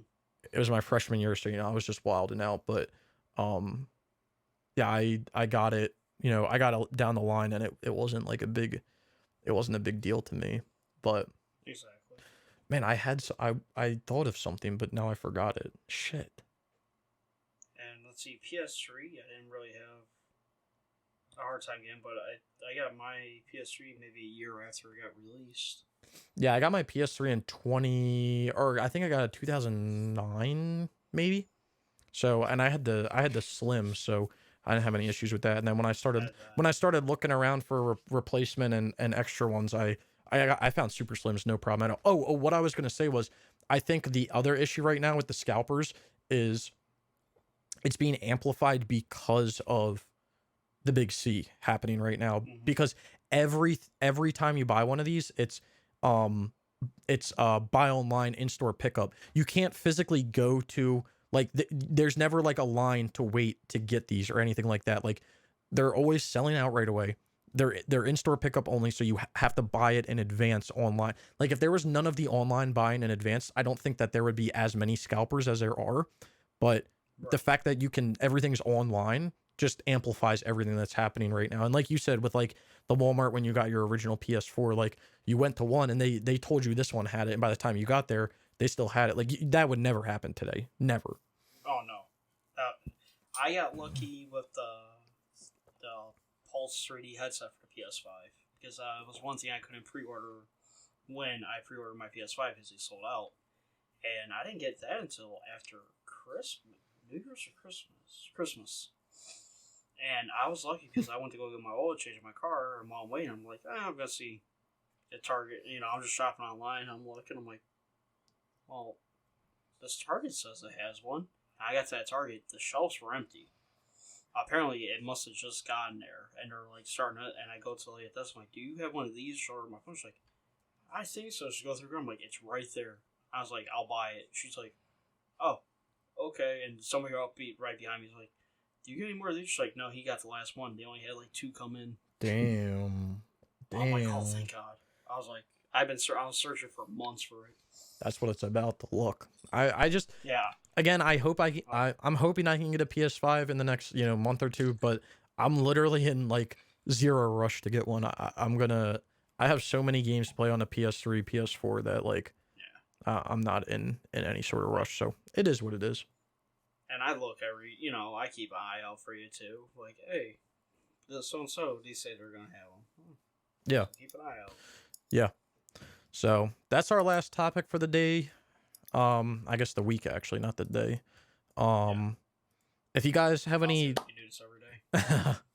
I mean, if it was pulling in some big bucks, we could. Talking about big bucks, I mentioned this in my trophy talk. So I'm actually I'm working in collaboration with a company now. I'm assuming Waves is going to do this description. I'll have to give him the info. But I'm working with this company called Rep Sports, and they make all sorts of pre and post workout supplements, and they make energy drinks as well.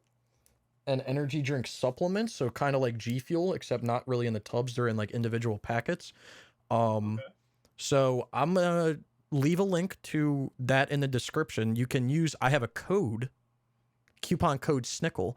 You can use it at checkout and get 15% off your order. And Is there a Snickleberry?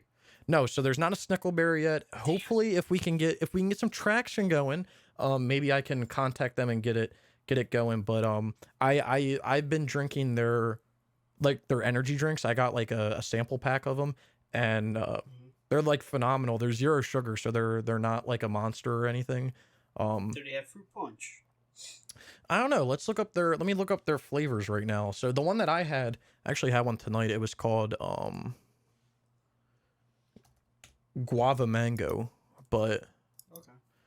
let me look up.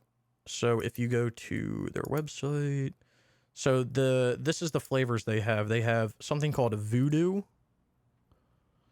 Apollo, Galaxy Burst, guava mango, strawberry colada, sour gummy worms, watermelon frost, grape bubble gum, and phantom freeze. So they I don't know how much.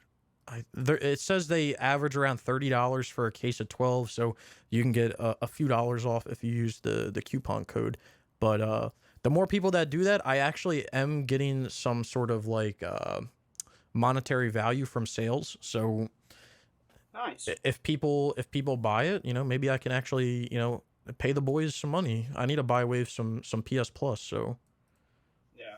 We're gonna help the homie out. But if you guys are interested, I mentioned in my trophy talk, you can check the link out, try any stuff. Like I said, they have stuff for like they actually have like stuff for working out. So if you're looking for like any sort of pre-workout or like protein after you work out, or they have something called, I think it's called like hyper sleep. It's kind of supposed to work like melatonin, except you put it in like water.